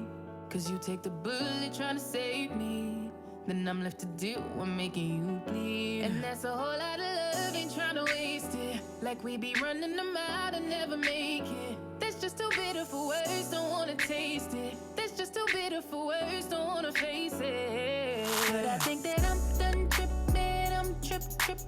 I've been sipping, that's how I control this feeling you keep giving. You keep on hitting it, ooh, oh. Maybe it's your love, it's too good to be true. Baby boy, your love got me tripping on you. You know your love is big enough, made me trip on you. Yeah, it's big enough, got me tripping on you. Tripping on you. My bad for tripping on you. Tripping on you. My bad for tripping on you. Tripping on you. Boy, you know you cool when I ain't waiting, but I act a fool when I don't get it. And I'm steady bruising just to save this, but I tripped on your love, now I'm addicted. And that's a whole lot of love, ain't tryna waste it. Like we be running them out and never make it. That's just too bitter for words, don't wanna taste it. That's just too bitter for words, don't wanna face it. But I think that I'm done tripping, I'm tripping. I've been sipping, that's how I control this feeling you keep giving. You keep on hitting it, ooh, oh. Maybe it's your love, it's too good to be true. Baby boy, your love got me tripping on you. You know your love is big enough, made me trip on you. Yeah, it's big enough, got me tripping on you. Tripping on you. My bad for tripping on you. Tripping on you. My bad for tripping on you. Tripping on you. There's some kind of love, baby. Drip. There's the type of love, maybe. Trip.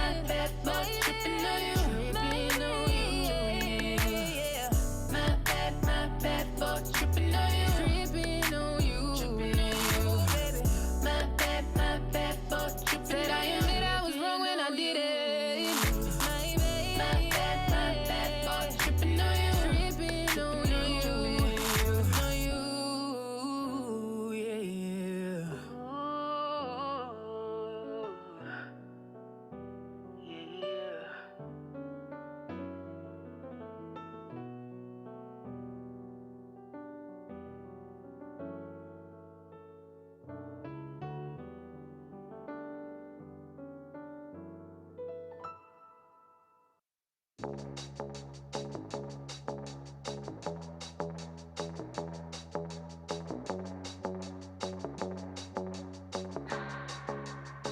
keep my hands on myself. Pick up, dust them off, put them back up on the shelf. Kiss my little baby girl is in need. Am I coming out of left field? Ooh, I'm a rebel just for kicks now. I've been feeling it since 1966 now. Might be over now, but I feel it still. Ooh, I'm a rebel just for kicks now. Let me kick it like it's 1986 now. Might be over now, but I feel it still. Got another mouth to feed. Leave it with the babies that her mama call a grave digger. Gone with the falling leaves. Am I coming out of left field? Ooh, I'm a rebel just for kicks now. I've been feeling it since 1966 now. Might have had your fill, but I feel it still. Ooh, I'm a rebel just for kicks now. Let me kick it like it's 1986 now. Might be over now, I feel it still. We could fight a war for peace. Give in to that easy living, goodbye to my hopes and dreams. Stop flipping for my enemies. We could wait until the walls come down. It's time to give a little to the kids in the middle. Oh, till it falls, won't bother me.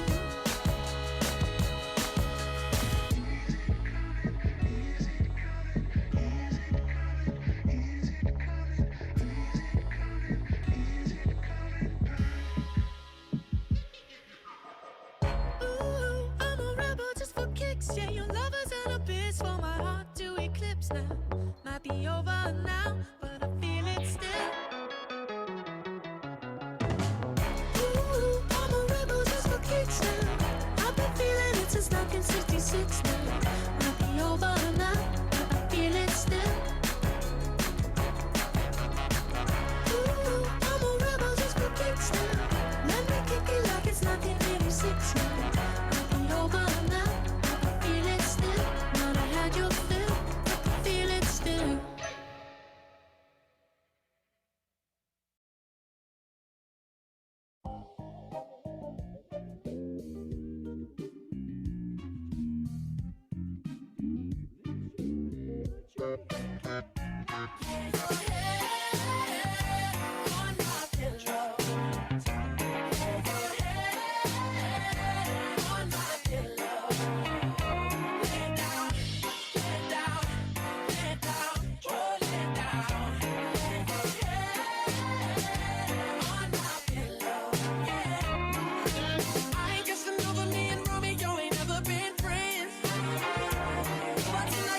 Show you how much I love you.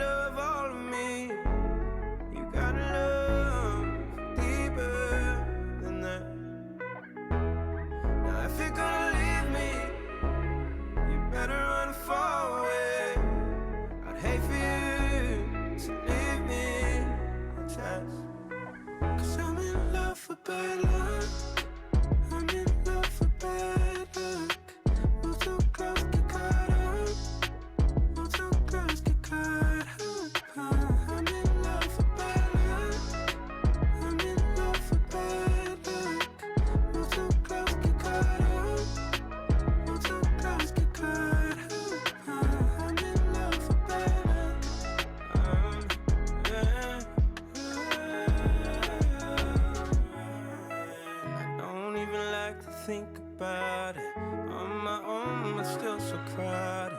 Walls come down, the guards come up, but there's nowhere to run. I feel surrounded. Hurt feels better when I'm by myself. No one really means it when they're wishing you well. I got no one to call, no one.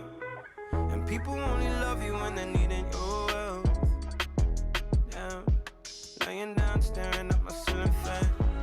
Everybody acting like they give a damn. Where is everybody when you need a hand? I've been burning rubber on the Michelin, flying in the rain like I'm Superman. I could say I love it, but it just depends. Cause I'm in love for bad luck. I'm in love for bad luck. Move too close, get caught up. Move too close, get caught up. I'm in love for bad luck. I'm in love for bad luck. Move too close, get caught up. Move too close, get caught up. I'm in love. If you're gonna love me, you gotta love all of me. Gotta love me. Gotta love deeper than that. Now if you're gonna leave me, better run far away.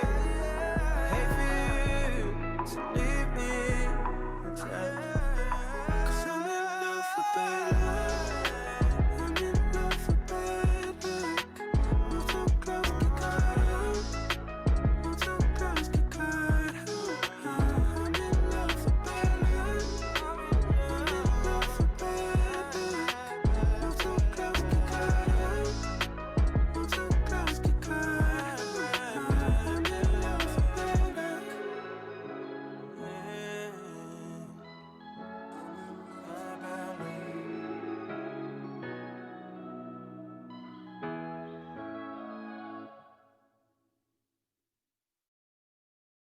Wait a minute, this love started off so tender, so sweet. But now she got me Smoking out the window. Must have spent 35, 45,000 up in Tiffany's. Oh no! Got a badass kids running around my whole crib like it's Chuck E. Cheese. Whoa, whoa! Put me in the jam with an X-Man in the UFC. Can't believe it. I'm in disbelief. This bitch got me paying her rent, paying for trips, diamonds on her neck, diamonds on her wrist, and here I am all alone. I'm so cold, I'm so cold. You got me out here. Smoking out the window. Smoking out the window. Singing, how could she do this to me? How could she do this to me? Oh, I thought that girl belonged to only me. But I was wrong. 'Cause she belonged To everybody. Ooh. Just the other night, she was gripping on me tight, screaming Hercules. Got me in the club looking for a new love, someone help me please. Baby, why you doing this? Why you doing this to me, girl?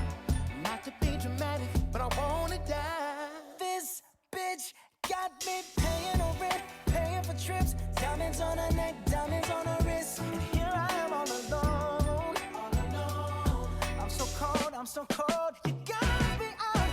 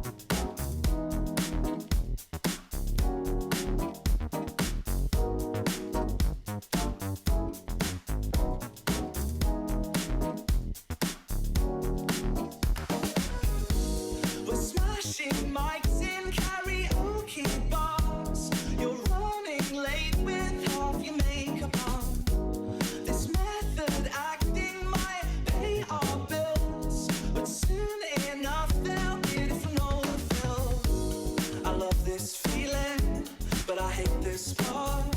I wanted this to work so much, I drew up our plans on a chart. Cars are flipping, I'm in hot pursuit.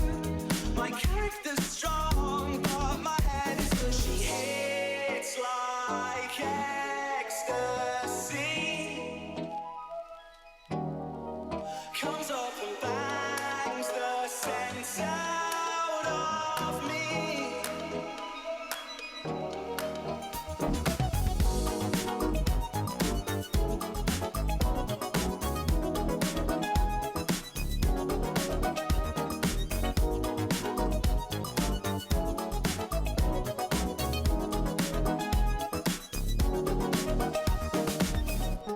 The tarot cards say it's not so bad, and the blades rotate, there's just no landing pad.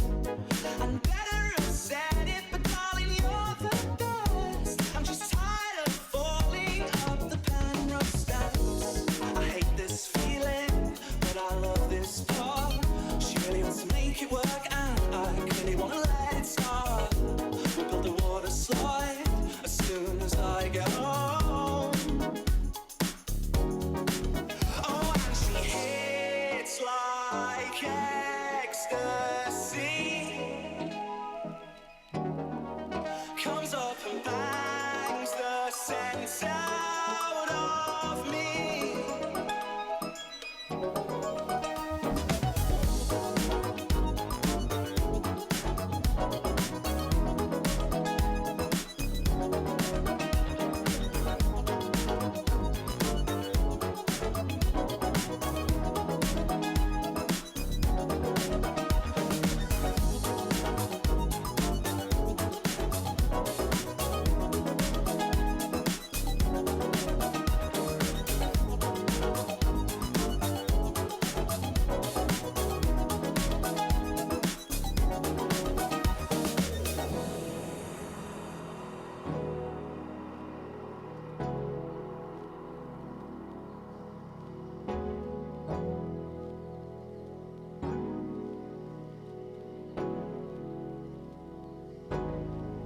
Oh, and she hits like ecstasy. Comes up and bangs the sense out of me. It's wrong, but surely worse to leave. And she hits like ecstasy. Oh, and she hits like ecstasy.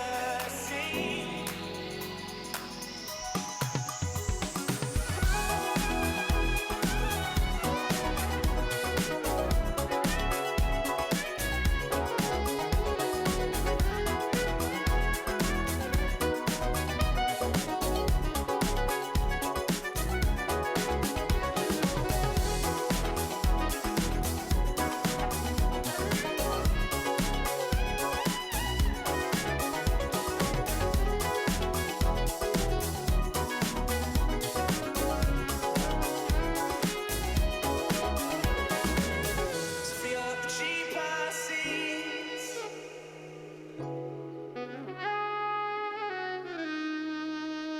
Here comes a Greek tragedy.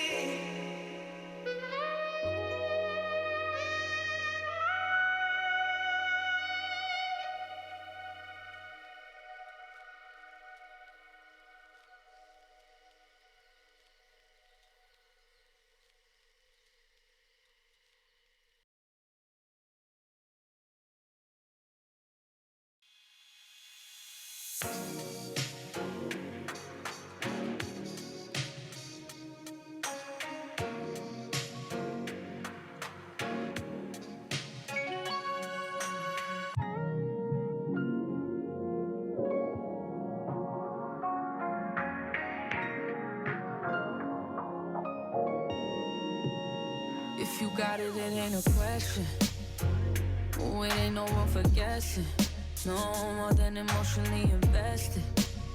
Showing you all my imperfections. If I let you, don't take me for granted. If I'm worth more than you could manage.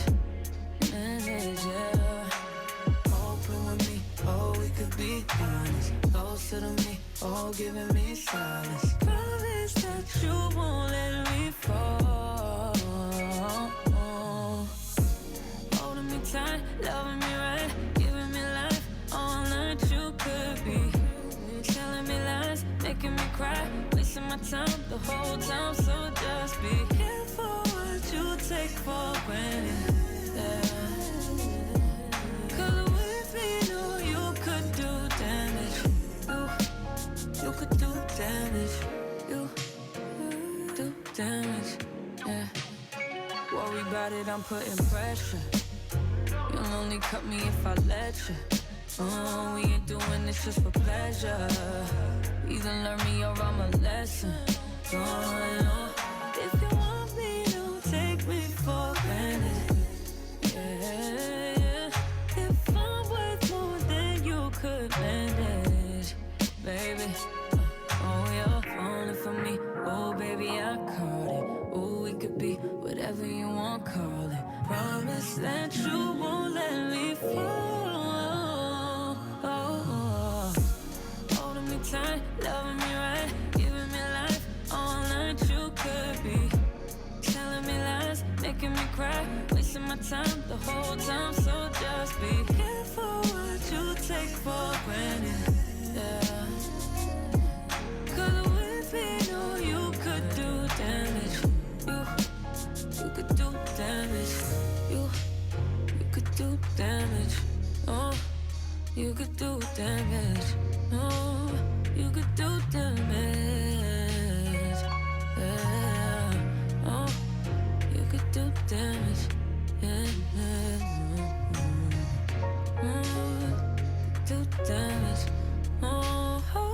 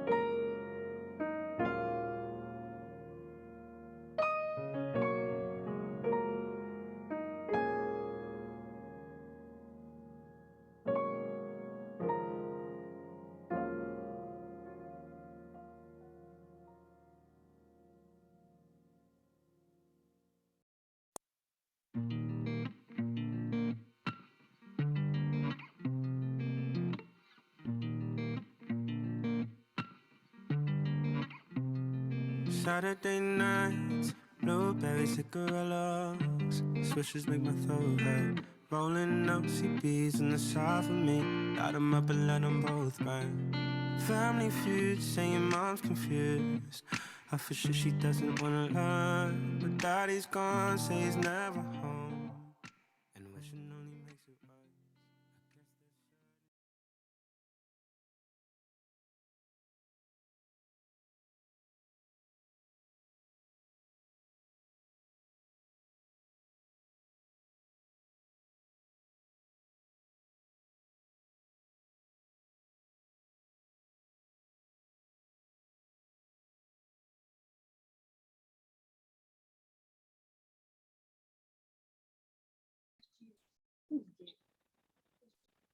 Hi everyone, welcome back to our show. So before we move on to the next session, we would like to give a brief tour of our exhibition website. Basically, this is the homepage of our exhibition. Yeah, so the concept of our exhibition is basically home. Welcome to our home. This place is where our story happens, the place where our spirits try to live, and the place where we come as one.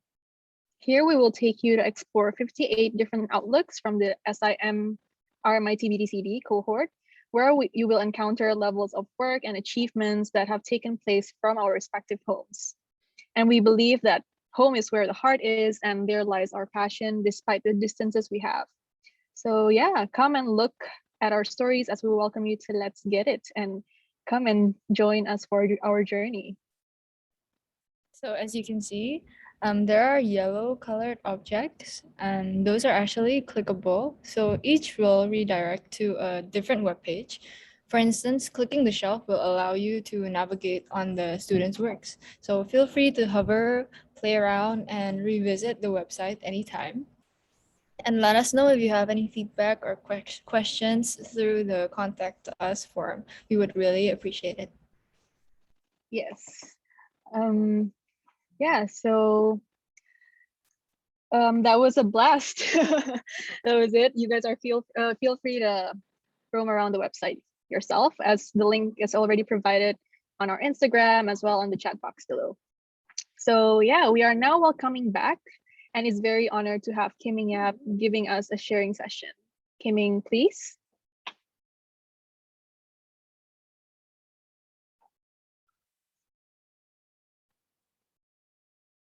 Hi.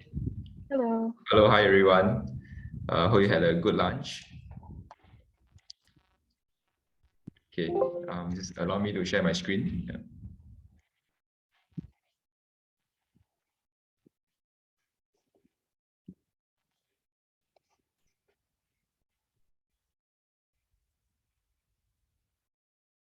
All right. So welcome back. So I think, as I shared earlier, I think really excited to have to see all of you here again. Once again, congratulations to your cohort for graduating this year. As future designers, right now into the industry. So I think today's for my short topic. I think 30 minutes. I'm just gonna share a little bit about you know what really is design. I think in my point of view, what really can design do as you now embark on your own journey as a designer in the industry. So and of course, earlier, I was judging and giving the award for the Green Thumb. So today I just want to use this half an hour to share 4 projects that my company did that is revolving around the theme of sustainability. Just to hopefully inspire you guys that as a designer, what are certain things that you can also partake in, in this area. So a little bit about myself. So I run the branding and design consultancy called Creative Biz. You can check us out. Besides my day job, you can see I've got quite a few other things that I volunteer at, like a council member at the Singapore Manufacturing Federation, part of the Design Business Chamber. I also adjunct in NAFA actually, as well as in Shanghai, Academy of Fine Arts. So I think today's talk is not really about myself, but I think just hope to share more about our projects that, again, hopefully will inspire you. You guys are the future designers. But before that, maybe just allow me to share a 1-minute video about us, so you have a better idea of what we do. Yeah, let me just play a 1-minute video.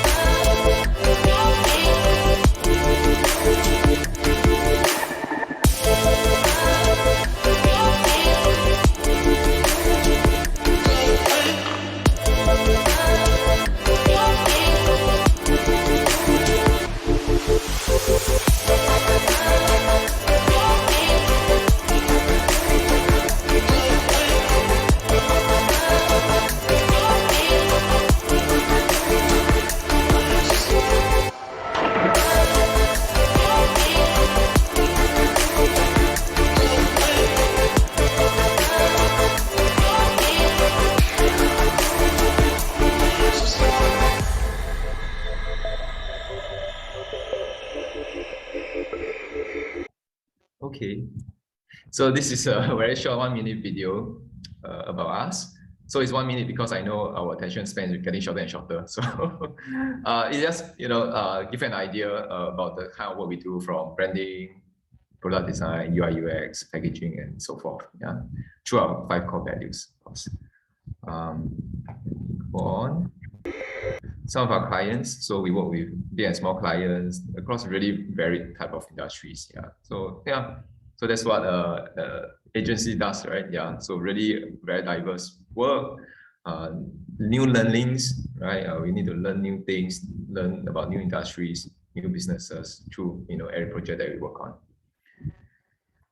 Okay, so yeah, jumping to the topic, I think again, what is it about design that is so powerful or so important is that as human beings, right, we are, I would imagine, the only intelligent species that we can imagine something in our minds and then make it real.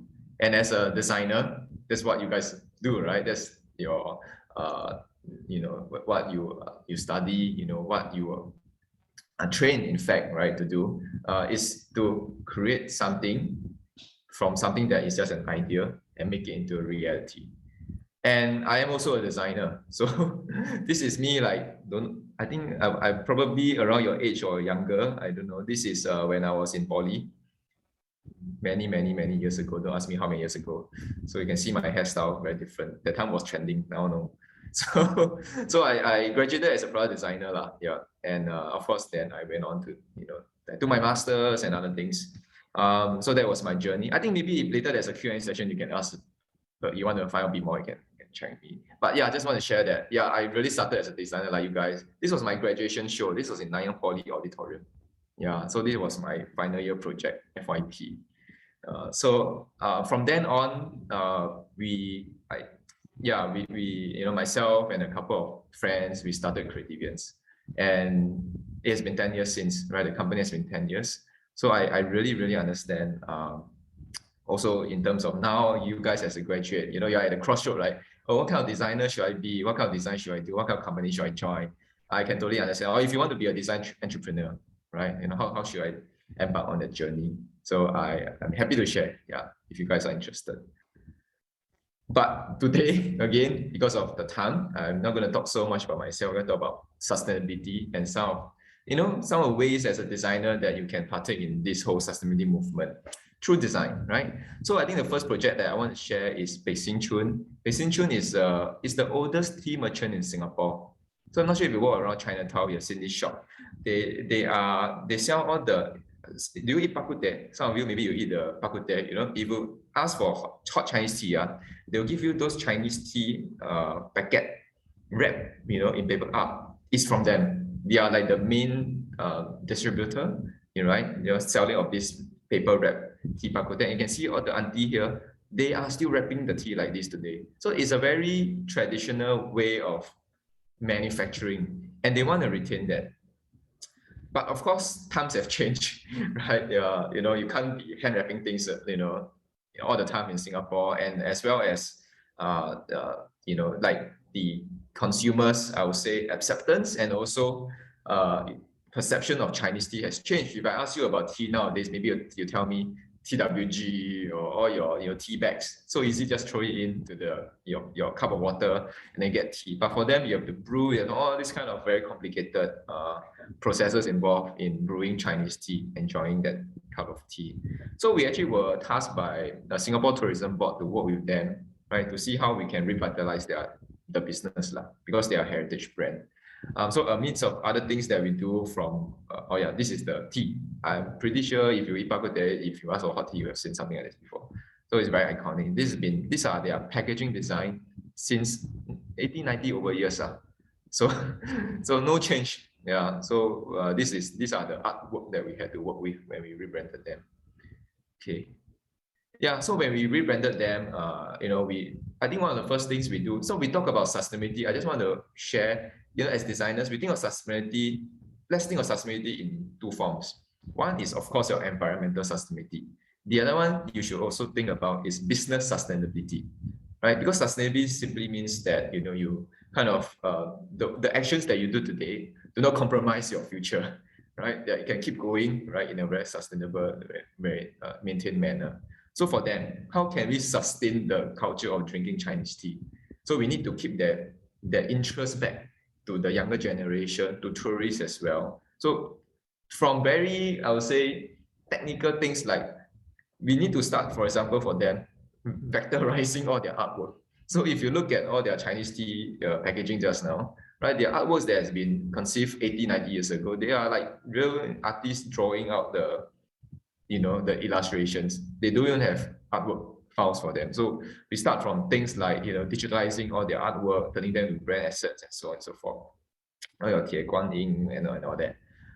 So that we can use them beyond just the packaging design, but as brand assets across the entire journey, all the touch points that they have. But that is the branding part. Yeah, so we did the rebrand for them, we repositioned them, comms, and so on and so forth. But I think for today, what I want to share also is on the sustainability part in terms of the environment.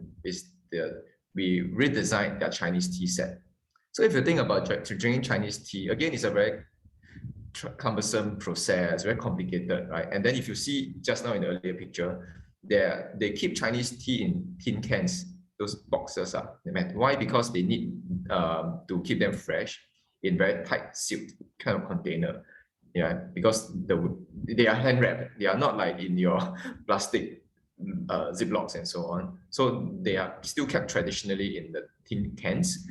So what we did is, how can we redesign the tin can that still preserve the freshness of the tea, but at the same time can encourage and make drinking Chinese tea easier, and also maybe do something for the environment. Yeah, so we as product designers, we redesigned the tin can. And it's not a very complicated design. So if you compare the traditional tin cans to the tin can that we designed here, right, you can see it is still a tin can container that you put Chinese tea in. But what is interesting is we transform this packaging into not just a packaging, but as a serving tray for drinking Chinese tea. So you have seen those Chinese drinking tray they use in China, like a mini platform table. So we essentially turn the lid upside down, right? And then it becomes a tray for you to place your tea, for you to pour, wash your cups and all that, all within the surfaces of the packaging itself. And it becomes also something very easy for tourists, for people that is just new to Chinese tea, to enjoy drinking Chinese tea. You don't have to get extra accessories or props or think there are instruction manuals inside that you can immediately understand and drink Chinese tea from the packaging itself.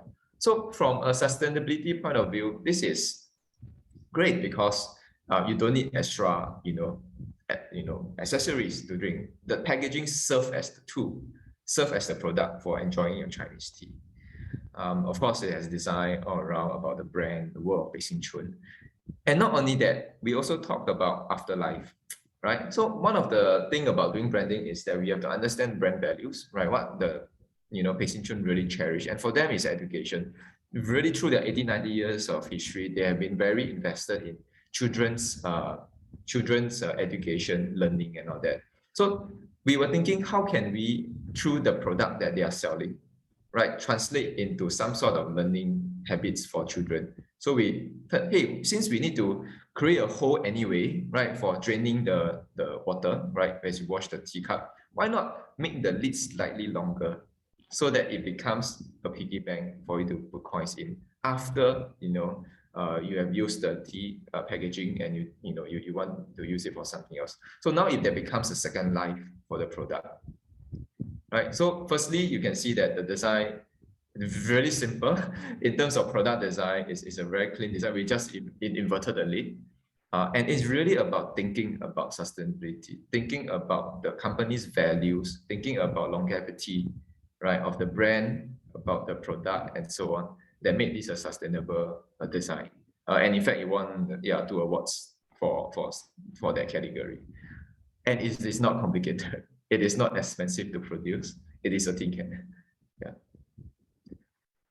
And this was a feature on 联合早报. Yeah, I think I was younger then. Yeah. Okay, so this is project 1 that I want to share. Project 2 is something very different. So if that was more like packaging design, traditional company, tea, F&B, now this is waste disposal. Now it's like really talking about waste, the unseen economy, unseen industry in around us. I mean, when we were tasked to work with Tidy, waste disposal company, they are one of the top 5 disposal companies in Singapore. I'm not sure if you guys know, but it is a huge industry, right? If you wonder where all your waste goes to, right, as designers we create things, yeah, it goes to places like that in Tuas before it goes into another landfill or incineration in the island. This is the place where they keep all these things before they sort all the trash. So it was an eye-opener for us because even as designers, this is not what we see all the time. I mean, in fact, we don't, right? We throw it into, open the rubbish, throw it, that's it. Out of our mind, out of sight, out of mind. But, you know, this is really a big part of what we really need to think about. Yeah. So this is a branding project. So we were working with them. We were tasked to rebrand them actually, to kind of change the perception of their industry of waste disposal in Singapore. And of course, as you can imagine, you know, they are very labor intensive. It's perceived as dirty, and you know, and so and it's an industry that nobody wants to think about it actually, right? Or even be near to. So there's a lot of this kind of perception about the industry, and we are tasked to change.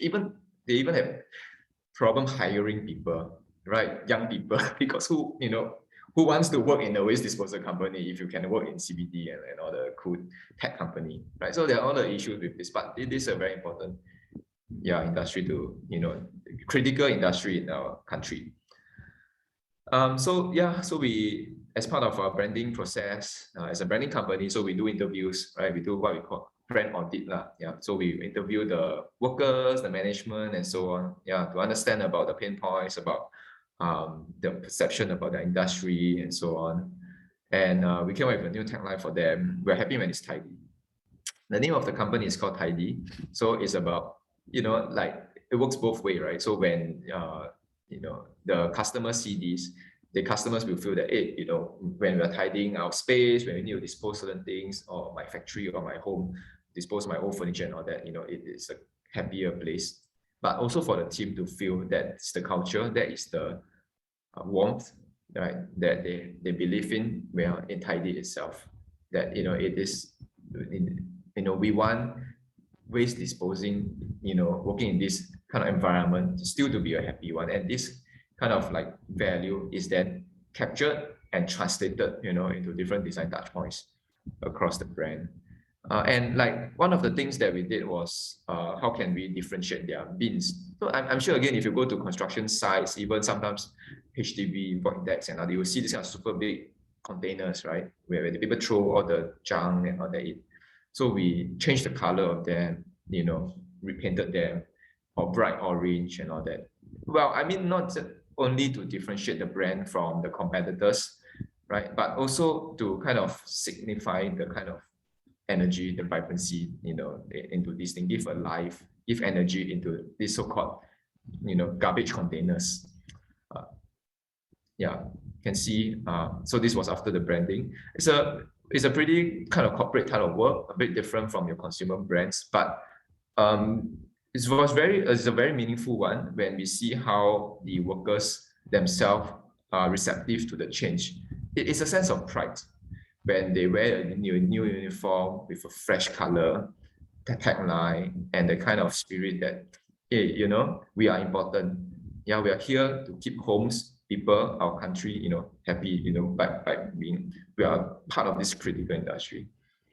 And also another thing was, this was before COVID. This was just launched. The branding was done just before COVID. And because one of the key challenge with the industry is the perception of hygiene, right? I mean, it's not that they are dirty, they are not. It's the perception. Nobody wants to go near them. Yeah, this was through the interviews. So when they had to clear rubbish from, like the factories or even homeowners, when they do consumer, servicing, nobody wants to touch them or, things, right? So we introduced contactless payment, contactless invoicing, digital iPad, for them. And they are the first in the industry to do that because of this pain point, that the perception of hygiene. And in fact, of course, we can see over COVID, a lot of even your hawkers, right, F&B players are now onto digital. Yeah, in fact, they did it before COVID-19. So there was a big plus, through design thinking, that we got them on board, digital, using digital to interact with the customers. So So I think this was a very successful case study about using design thinking to transform kind of a very waste disposal company into something else, and it was featured in like some seminars, Design Singapore Council and so on. Okay, moving on is Blue Aqua. So this project is different. This project is in the aquaculture space, farms.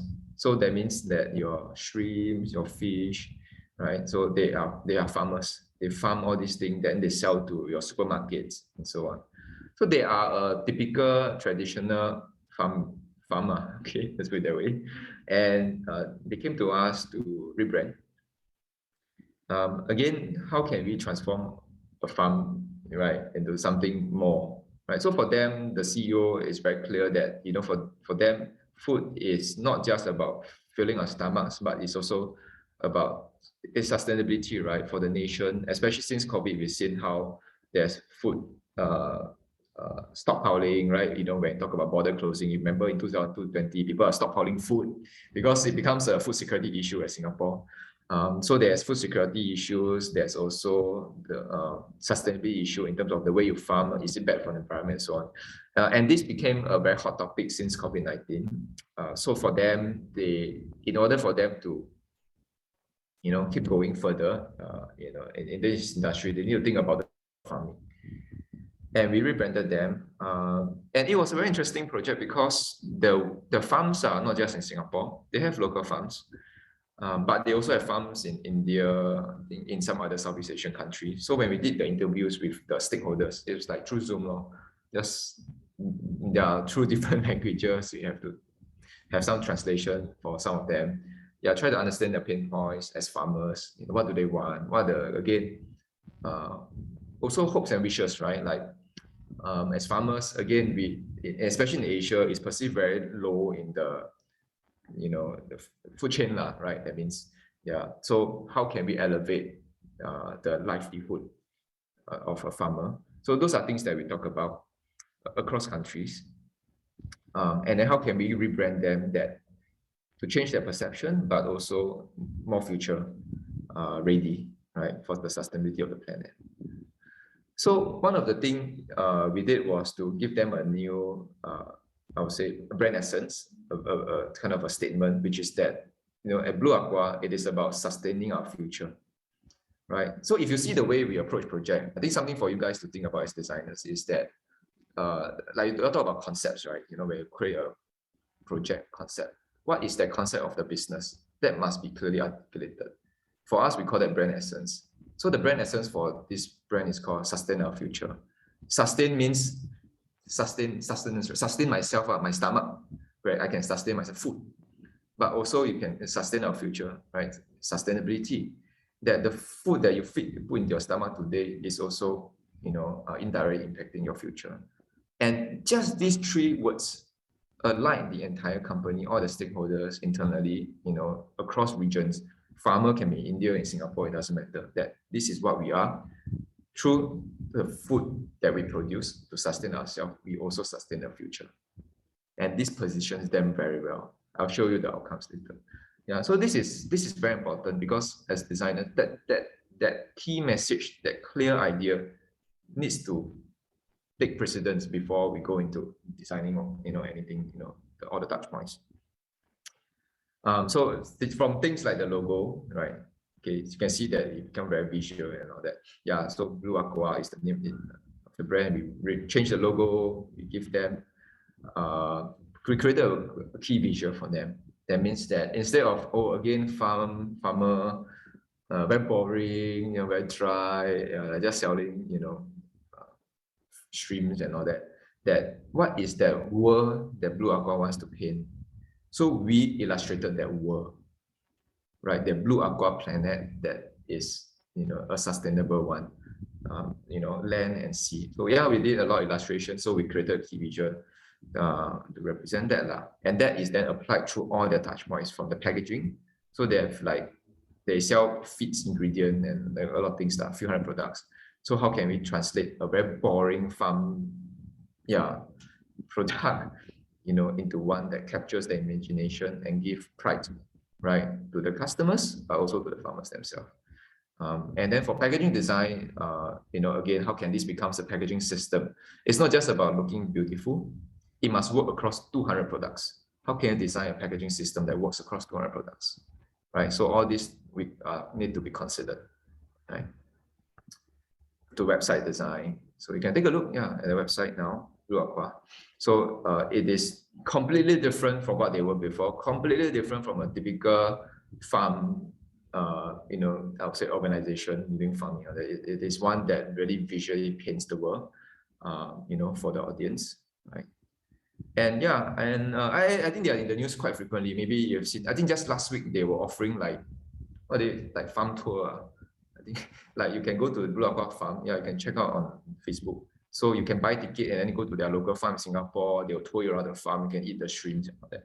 But yeah, and they are being highly invested right now because of the rebrand. Not just because of the rebrand, of course, but like partly because of the rebrand. They're being invested and they're going to produce, the largest farm fish farm in Singapore, 25% output. And I think as designers, think about the impact that you can create to organization, to a business, right? Just by changing certain things. The impact is immense. It's not just a poster. It is not just a publication, right? It impacts businesses, it impacts people's perception, right? It can change life. And talk about sustainability, right? This is really for the good of the nation, right? And so on. Okay, last project I want to talk about is something that is our own pet project. It's our own creative initiative. It's called Sustainable SG. So we have been, quite our team has been very, I would say, passionate about the concept of sustainability, and we have a team of designers, and we, as much as we want to feed our stomach, we want to feed our soul, right? As designers, so we came up with this, non-profit social enterprise a couple of years ago, just to work on this area. So there are 3 key areas that we are working on. So it is a brand. We sell products, right? So it's about how when you buy our products, you can shop, you can buy your things, and then you can save the planet as well. Supporting local craftsmen, local factories, manufacturers, suppliers, local designers, and then also partake in the sustainability of Singapore movement. Right, so these are the 3 goals of Sustainable SG. But we are still, of course, at the very, I would say, initial phases of this whole enterprise. So we have just 2 collections right now. It's an in-house project. So our designers get to work on this, on a spare time. And so the first product collection that came out is beeswax wraps. I'm not sure if you've seen, right, those kind of like sticky wraps that you use to wrap your leftover food, and to kind of replace cling wraps. So our designers come up with different designs, inspired by Singapore. There's just some sketches to show you the what they work on, and we give all our designers the opportunity. They just design whatever you want, okay, as long as it sells, right? So I mean, it's a just chance for them to test the market, because I think designers also, I learned that also from the beginning. We are not business people, right? We are a bit far away from that consumer facing side of things. So for a designer to also understand better how real customers react to your design, whether it's selling or not, it is a good experience. So let them do whatever design that they want. So there are different designs that they design, graphics, all kinds, really anything. But it's not easy, because these are pattern design, meaning that when they manufacture the beeswax wrap, like fabrics, right, they have to be duplicated by like buying a roll of fabric. How can you cut them out and still the pattern still works across different sizes? So we did it. So like this is an example of the how it looks like. If you are interested, you can go and buy. It's on Lazada and all that. It's very cute So like beeswax wrap, we come in different sizes, different graphics and all that. So we want to produce things that I mean that we love, well designed, but also good for the environment. Yeah. So simple project like this. So we do that as part of the Sustainable SG brand. And we also have like, we just launched bamboo spoons. So these are also very cute. So these are like your cooking spoons, cooking bamboo spoons. Again, we want to just sell, source and sell sustainable products. 100% bamboo, 100% environment friendly. Even the packaging is environment friendly, right? Yeah, some designs that we did, and then yeah, that's how it looked like. Laser engraved. So I think you guys are visual comm, right? Designers. It's definitely something you all can do, right? Yeah. Each of the series tell a different story, from like the the sky to under the sea and so on and so forth. Yeah. So yeah, so these are some projects that we are working on, to be involved in the whole movement. Yeah, and then our website. So yeah, it's an e-commerce store. Then we also are involved in some, I mean, like some of the products, of course, are online, they're in Coma. Yeah, I think they are also in Refresh. Yeah. We work with some influencers, in some stories and all that. Yeah. So quite interesting project, pet project that yeah, it's our own initiative. Okay, actually I'm towards the end already. So I just want to say that I'm a designer. Okay, so I can understand and kind of be in your shoes, like now you're graduating, what you want to do. So for me, really, you see 2012, so this is a sketch that I made then, 10 years ago when I started Creative Events. Very much my vision is I want to have a team of creativians, my company is called Creativians. So Singaporean. So we want a team of Creativians, creative, come together and create things, create designs, that is better for, of course, for the world and so on. So that's my ambition, that's my vision.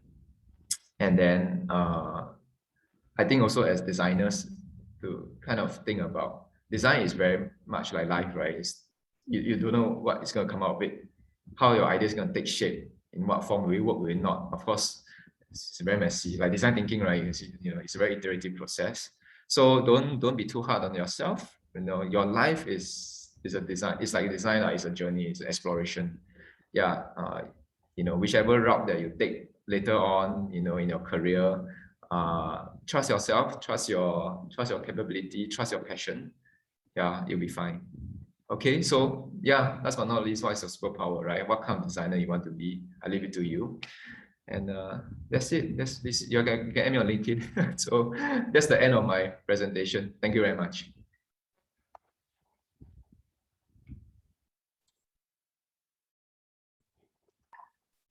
Maybe anyone has, thank you, Kim Ming. Thank you so much. Anyone have questions for Kim Ming?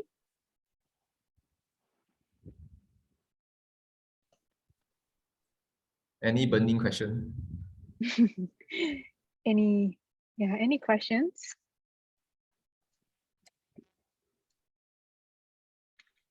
Don't be shy. Oh, Raj Raj is got a asking. question. Yeah. Was it difficult starting your own studio? Okay, well, that's a good question. Yes. So like I said, I'm a designer. I started as a designer. When we started Creative Events, we do not even have a business plan. We were freelancing, and then things became serious, right? We got more project, and then, hey, okay, we have to focus this as a 100% entity doing design full time. So yeah, I mean, we didn't know how to charge. We didn't know how to scope the project. We didn't know how to manage clients. All kind of things that you can imagine. Yeah, we kind of got through that by trial and error. But what I think maybe on hindsight to share is that as designers, I think don't just think of yourself as detached from business people or different industries, because the value of designers or design is across industries, right? So you can see our value has value if we work with others. So like we work with farmers, we work with waste disposal company, we work with so as long as you have that open mind and the interest to learn about another industry, to learn about their needs and all that, you will become a better designer because you will, that's where your value is, right? Yeah, you can use design to solve their problem. And equally, because they are all very, I would say, qualified businesses, I learned so much from them about running a studio, right, about managing people, hiring. So I asked them the same question. They asked me, they consult me on design. I consult them on accounts and finances, things like that. Yeah, so keep an open mind. Yeah, see that it's not like designer versus what. No, but yes, designer only has value when you have that, you know, that integration with others. Yeah. We have another question from Jane. Yes. How long does each project take on average? Okay, so for Creativans, we do branding and design project. Like Tidy is a branding project. So it's like we do brand audit, positioning, you know, so interviews, creating the design and all that. So that took about half a year. Yeah, so for us, I don't know, for you guys, is that long or short? I don't know. But for us, it took half a year for a team to work on Tidy. Yeah, but typically, like if it's one design project, like a packaging design, maybe 2 months. Yeah, I wouldn't say that we are fast or slow. I think that's perception. It depends also on what's your process of design, right? Like if you can go online, go to a 99 design, you can get it out in 1 week. But for us, we take research very seriously. We do concept development, design, execution, FA, testing. The sample comes, then we need to test and all that. So yeah, 2 months is typically what we, you know, like let's say a packaging project. And I have a question as a student. Yeah. Do you have any tips on handling like burnout? I feel like most of us have that problem. Burnout. Yeah. Okay. Wow, I see so many faces now. Yeah. Okay. Okay. Okay, this is my practice lah. Because you see now I'm a designer. I manage designers. I totally understand where you're coming from. For my company, we don't bring work home. It's a rule. We have never in 10 years worked over the weekends. Because I was in that shoe. I work as a designer, so I understand. So in fact, I don't know about you guys. I know you're like, wow, Chong midnight, finish your FYP. Think about that. Why are you doing that? Is it because of time management?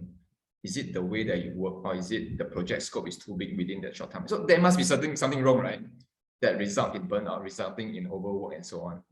Yeah. So I think it's about learning better as individual. Of course, the company need to help make sure that don't happen. But as an individual designer, that your time management, project management skill will be very important if you are going to work out there as an agency, and because you'll be juggling different projects, and then everything need 2 months, 3 months within it, right? It's like doing multiple projects once, right? Many FYP in one time.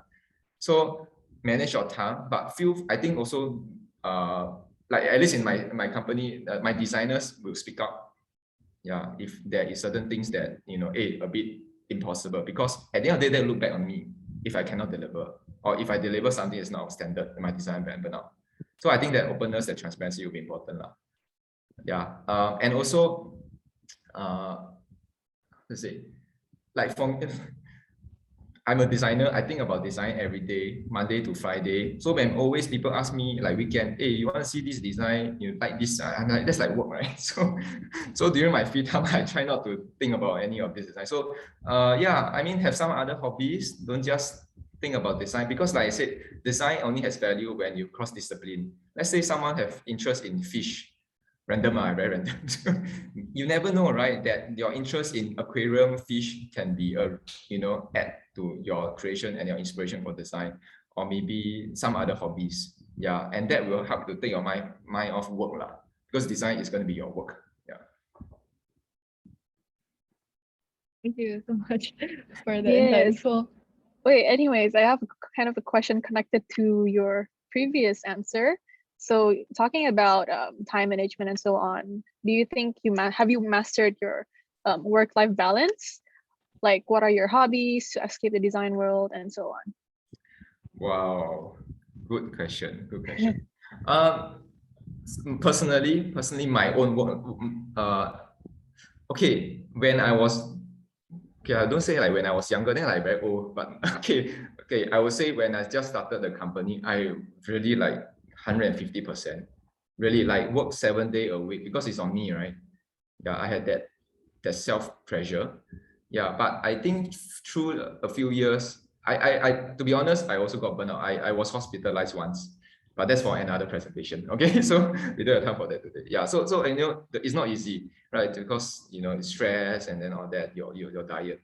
But yeah, that's what I realized that it's not the end of the day, right? Like when you, I mean, you don't have to go through certain serious critical crises, then you realize that hey, you need a balance in your life. So for me, I was also very clear cut. You know, if it's off work, it's off work. I don't talk about work. I don't you know think about it. So I do have hobbies. I do a bit of sports, right? I have a lot of friends outside the design world, to be honest. So if you see all the other things I volunteer in, most of them are not design related. Right. Yeah. So in fact, I learned a lot from that. To be honest, okay, I enjoy being around non-designers. I mean, I've been doing design my whole life, right? Yeah. I mean, that is already a big part of my life. So in fact, and that really helped me because I learned new things. I talk to more people with different perspective and non-design thing. Yeah. And that actually helped me better as a designer. I'm not just a typical designer. I'm a designer with perspective. I know stuff that's going around. Okay. So I mean, yeah, that worked for me. Yeah. That's a very insightful, that's a very nice answer, actually. Surrounding yourself with non-designers to gain further inspirations. But yeah, anyways, I think I have one last question for you. Yeah. Maybe this can help anyone who's finding jobs after this. Are you open? Is Creativians open for, you know, a job recruitment soon now? Yeah. We are hiring a senior designer, but yeah, I mean, feel free to take a look at what we do. Yeah, we are hiring. We are expanding our team also here, also in Indonesia. Ah, Yeah. okay, guys. Maybe for those of you who are job searching, you can immediately visit Creativian's Yeah, website. add us on social media. Yes. Yeah, or Yes. move to Indonesia and apply there. Oh, Always an option. Always yeah. an option. Yeah. Yes. But Well, thank effort. you. Thank you, Kiming, for the Thank very you. insightful Yeah. talk. We're so impressed and look forward to seeing future projects by Creativans. And thank you. That was a great sharing session. And now we would like to invite the launch team to host the flower pressing workshop. Thank you you. again.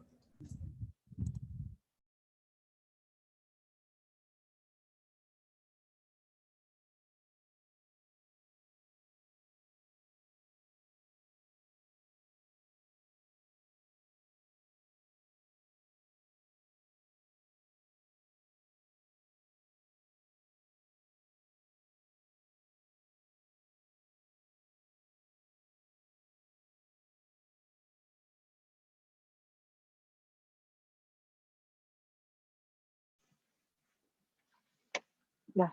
Are you starting? Yes. Okay. Welcome to our flower pressing workshop. Today I'm Michelle.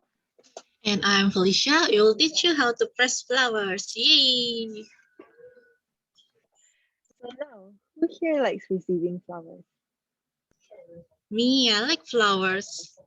Do you like flowers, Michelle? Yes, of course. I very much do. Where's Papa? No, okay. Flowers come in all different shapes, sizes, colors, each carrying different meanings. Though sadly, as pretty as the flower can be, they are bound to wither in due time. I would always think, what a waste when I throw away these flowers, especially when it comes to the occasion. And so we want to introduce you guys a method of preserving these flowers. To press them into botanical prints is not limited to just prints though. You can also glue your pressed flowers to flat surfaces such as greeting cards and bookmarks. It will add a floral element to your creations, making them extra special. No more flowers rotting in the bin, just press it away. So without further ado, let's get into the materials.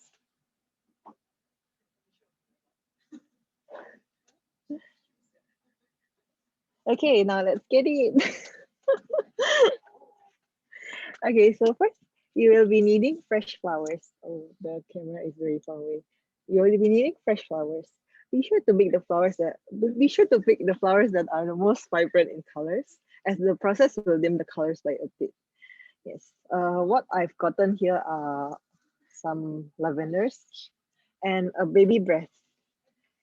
For those who didn't know, right, baby breath symbolizes new beginnings, innocence, and everlasting love. Yes. Open. And the second material we'll be using is absorbent paper.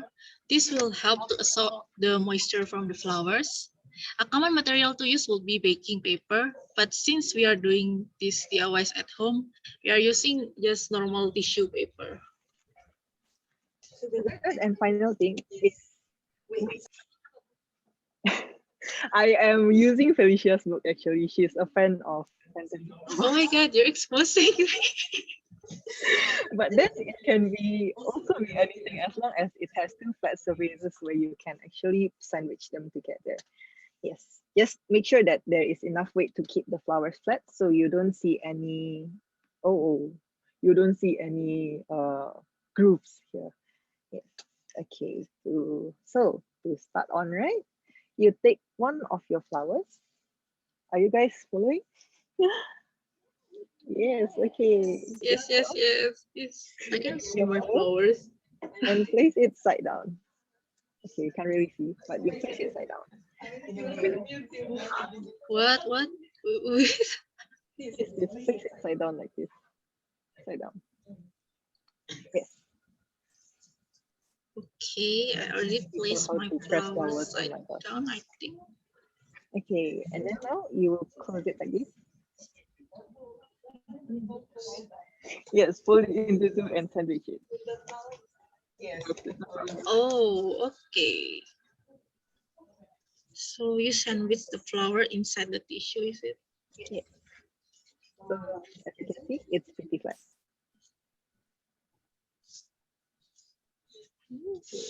Yep.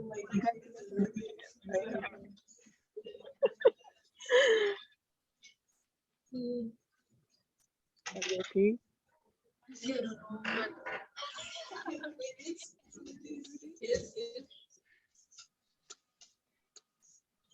Okay, everybody okay?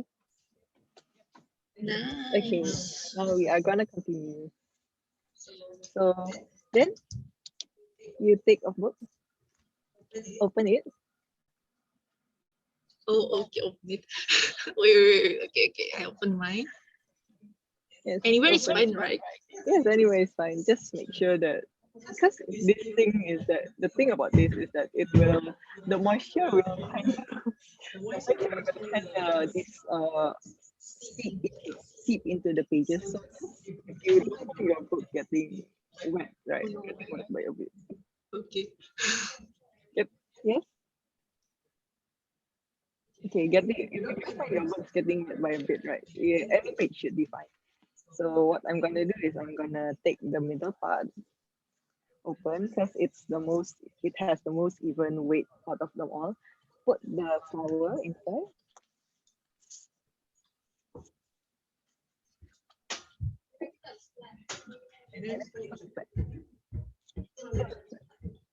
Do I press it or just leave it like that? Yes, please press it.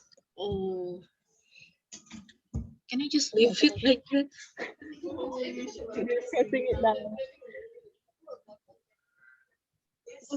After that, I another have a book. question. Can I use my hand Yeah. to press it? Usually, the thing with your hand, right, is that it has uneven surface here. So if you use your hand, right, the flowers will not rest properly. Oh, okay. So we shouldn't use our hands. All right. Yes. No So I need to use A flat books. surface. You use Show my books. books. I usually use my sketchbook, honestly. We usually have sketchbooks, right? Yes. Then just press it down like this. As you can see, there is no groove. Yeah, there's no groove. It's flat. Just press it down. Usually this process will take 3 to 4 weeks, but then we are all impatient. Is it turbulence? Yes, it's the turbulence in us being impatient. Yes, keep working. So what I'm gonna do next is very worrisome for future, but we will try to make it work. Wait. We will iron it.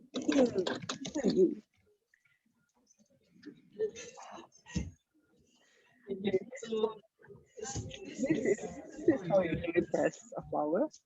And then it will take 3 to 4 weeks, right? Wow, so long. 3-4 Yeah, weeks. 3 to 4 weeks, and it's very long. So we don't really want that to happen. We are just too patient for that. So what we're gonna do next is we're gonna take this out. As long as it's flat, honestly. We're gonna take this out. The flowers out. Take the flowers out. Ooh, okay. Careful. Yes. And what I have here is an iron. An iron. Oh my god! I brought an iron here for you guys. Next you just press this down for 15 seconds in low heat. I've preheated this before, so it's in low heat. Yes, we bring an iron to school. Hey, press it down for 15 seconds. How many seconds? 15 seconds? 15? Another 5 more seconds. 1, 2, 3, 4, 5. And then take it out. So as you can see, what we're doing here is we're evaporating the moisture out of the flowers, while also pressing it down so it will be flat and dry at the same time. Hey, would a hair straightener works instead of an iron? But the thing with hair straighteners is that you need to lift the flowers up, whereas you need to iron the flowers down. So it is best to find a flat surface and then iron it down like this. I don't think it will burn the flowers though if you use the low heat. Don't worry, we tried it before, but you need to make sure that your settings is in low heat. Wait. Yes, the settings must be in low heat. If you use high heat, right, it might burn. So please use low heat and press it down for 15 seconds. Yes, annoying. We won't be responsible for any fire.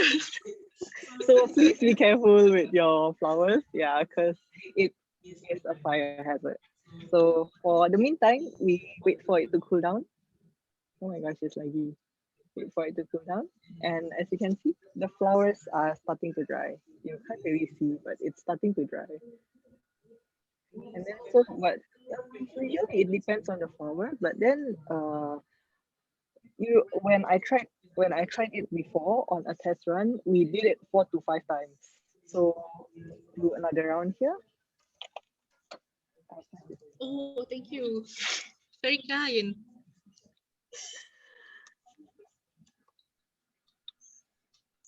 You can come over if you want to come down with iron. You guys want to try? Iron in school, guys. Oh, Yeah, take out. Take and put this. Gotcha. You want to write down your name, so yes. You want more? I don't think I have more though. You can see the smell. Like, So apparently everyone is ironing there. There's like an ironing station over there right now. Can I iron my clothes as well? You can also iron. Okay, let's iron our clothes. This is becoming an ironing workshop. And there's Not even a flower press workshop anymore. It's ironing right now. Okay, it's a more practical way to press flowers. Yes, Yeah, it's just like that for 15 Hey, can I send my shirts for ironing? Somehow ironing shop.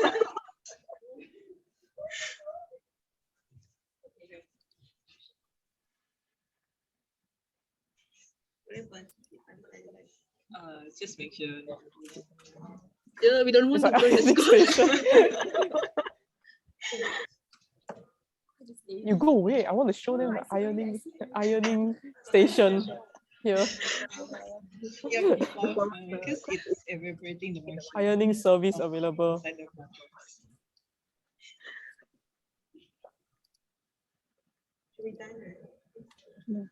Hey, Rebecca, you don't iron. Oh, you.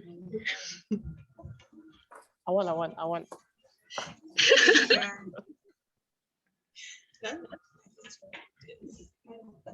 You can open and then it. you try whether to how do you say to feel it whether it's dry or not. Yeah. So you just iron put there, wet, and then yeah, just press it for 15 seconds. Yeah. You want to iron the camera?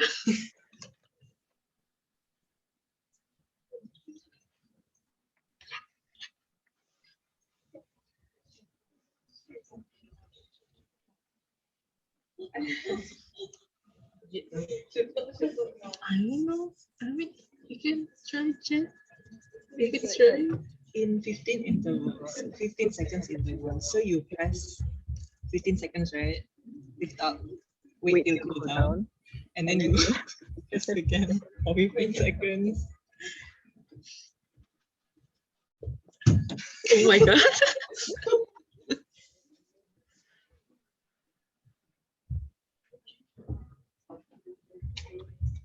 Like if iron every 15 seconds, so one time 15 seconds, lift up, wait until it cool down, and then press again.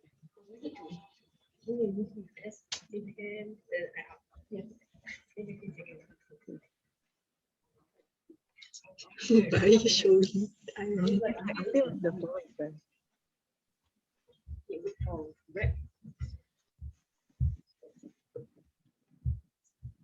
I like how Rev is showing the iron to the camera. No, it's a demonstration.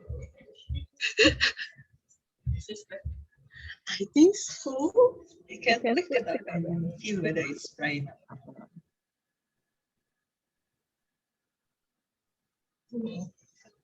Try it on. You're the master. It's not dry yet. So when it's dry, right, it's a paper texture. Oh, so the flower is becoming like a paper in the end. Yes, that's why you can place it into flat surfaces. Interesting. Where's this camera from? Yeah.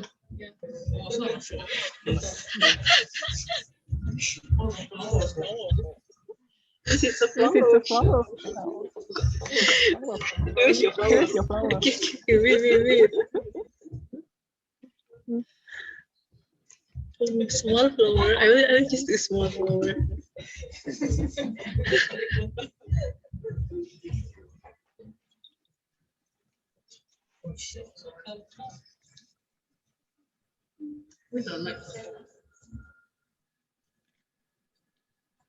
This one we know Rebecca never iron clothes. Careful lah, iron must put like this. I think it looks dry. One more time. One or two more times.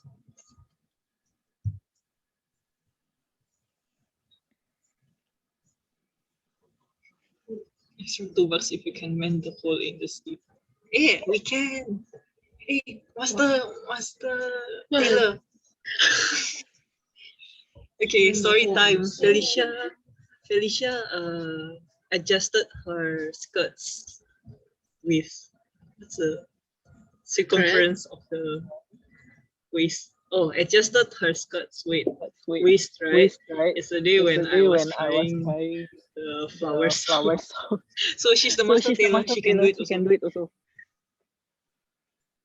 I can do it for 5 bucks. I can mend the hole for your seam, Sabrina. If you send me 5 bucks. Yes, you can see the flowers color is dimming, right?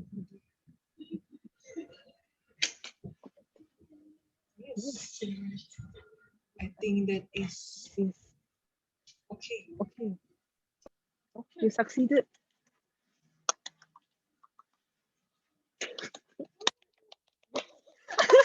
Wait. Where are the others? Where are yours? You want to press also? Which one? Which one is? Yours is this one. Oh my god. Yeah, water like this. It's a posture, huh? Oh.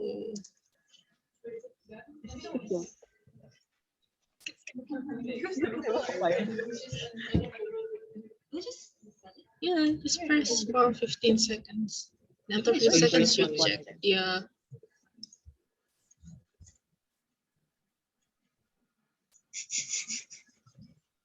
Yes, Yes, we planted it from scratch.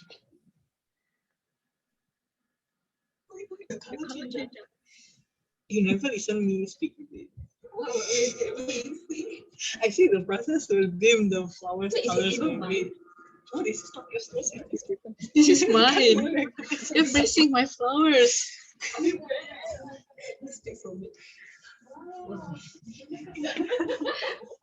don't need. You need to move that. You just need to press down. Oh, okay. Maybe how would I don't know. It's because the place. I don't know how many times I see this.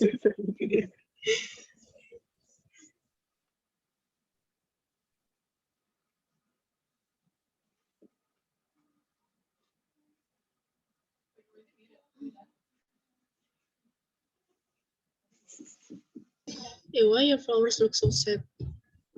I know. Why you ask me? I giving you free flower one. Why you protest now?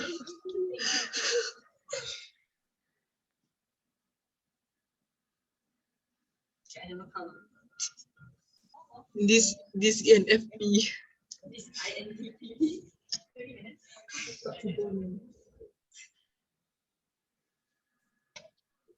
Is it dry? It's too bad, but you need to press it again for 15 seconds.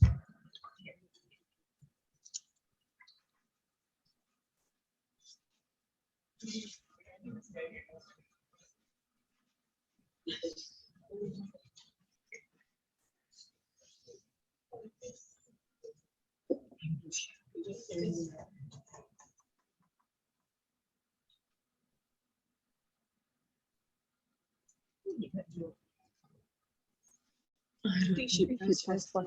She pressed like with more strength than me. I feel like you're destroying the flowers.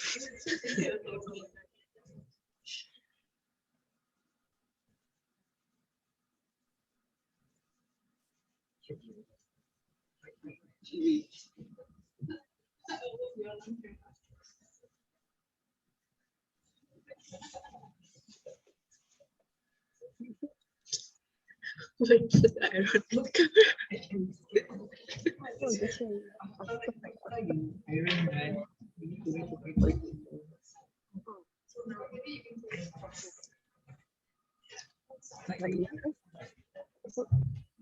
Like become more dry. Right?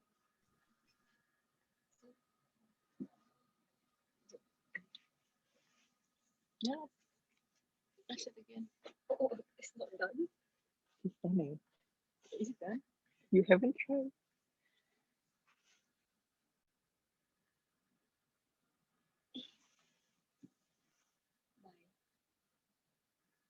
Yes, it's done. It's done. Yay, another one finished.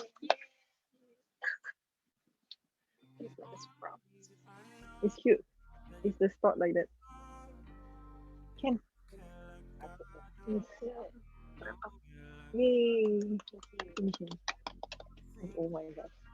Okay, guys. Two of our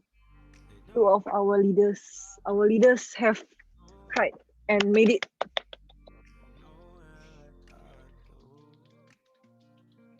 Okay, as you can see, those are the samples. But what I did here was put them into an arrangement and made it into a bookmark. Because usually, right, these kind of flowers, when you stick it into a flat surface, right, they will have this risk of falling apart. So be sure when you put it into surfaces where you frequently touch it, like probably for this one, it's a bookmark. Please do laminate it so that it won't fall off that easily. Yes.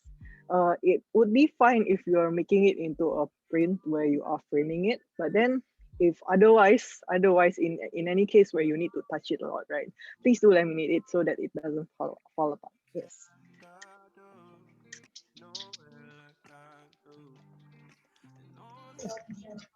Okay, and with that, we have reached the end of our press flower workshop. Hope you've gained some new knowledge about the meaning of flowers and how to preserve them. And of course, had fun. Michelle and Felicia signing out. Bye-bye. Thank you so much, Felicia and Michelle, for holding the flower pressing workshop. I find these, dried flowers really cute, especially when you create a bookmark out of it, frame, or even phone casing out of it. Yeah. So, anyways, we have come to the end of the exhibition for day one. This is Indira. And this is Elaine, and we are honored to be your MCs for today.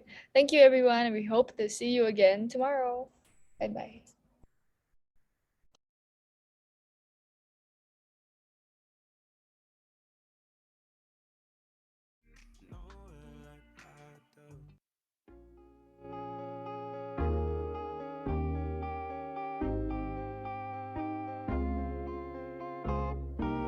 We hug and yes, we make love and always just say goodnight. And we cuddle, sure I do love it, but I need your lips all night. Can you kiss me more? We're so young, boy, we ain't got nothing to lose. Oh, oh, it's just principle. Baby, hold me, 'cause I like the way you move. Oh, oh. Boy, you write your name, I can do the same. Oh, I love to dance, la la la la la. All on my tongue, I want it. Boy, you write your name, I can do the same. Oh, I love to dance, la la la la la. All on my tongue, I want it. I feel like coffee something, but we could be corny. Okay, sugar, I ain't no dummy, dummy. I like to say, what if we could kiss and just cut the rubbish? Then I might be honest something. I ain't giving you one in public. I'm giving you hundreds. Come get it. Something we just gotta get into. Sang first, middle, last on the wisdom tooth. And they wishing that the cookie was a kissing booth. Taste breakfast, lunch, and gin and juice. And at dinner, just like dessert too. And when we French refresh, give me two. When I bite that lip, come get me two. He want lipstick, lip gloss, hickeys too. Kiss me more. We're so young, boy, we ain't got nothing to lose. Oh, oh, it's just principle. Baby, hold me, 'cause I like the way you move. Oh, oh. Boy, you write your name, I can do the same. Oh, I love to dance, la la la la la. All on my tongue, I want it. Boy, you write your name, I can do the same. Oh, I love to dance, la la la la la. All on my tongue, I want it. Say, give me a buck, need the Gucci store. Push your limit, now you ain't good enough. All your fellas say that you lost without me. All my shorties feel like I dodged the county. Coughing with you feel like jail, buddy. I can't even exhale, buddy. Cookie like holy grail, you know that. You gon' make me need bail, you know that. Caught dipping with your friend, you ain't even had man lying on you know that. Got me a bag for the brick, you know that. Control them, so the pays it right, throw back all this cash for real. Drama make you feel fantasy with a bill. It's all I can give you. Kiss me more.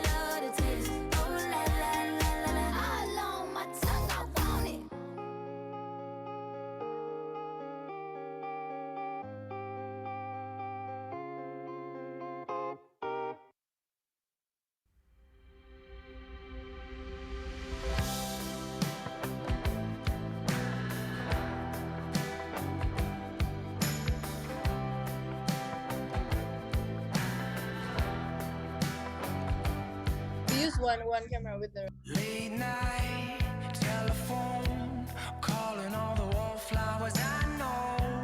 Out the dark and into the light.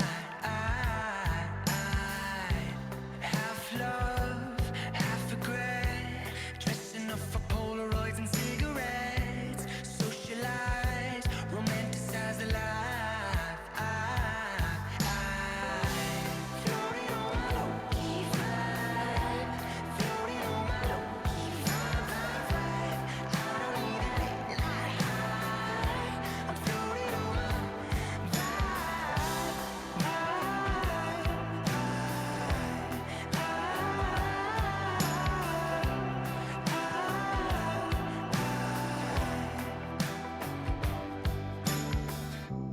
bulletproof passengers on the road to sex, drugs, etc. Get out the dark and into the light. Everywhere I go, I know that I don't wanna be part of something I won't ever need. You socialized, romanticized life. Floating on my low-key vibe. Floating on my low-key vibe. I don't need a late night high. I'm floating on my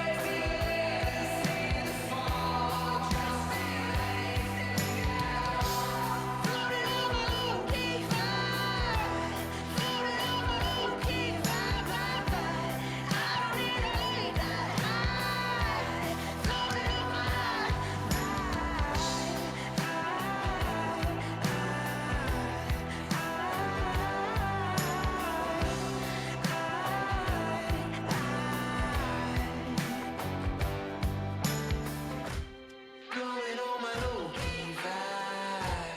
Flowing on my low-key vibe. I don't need a late night.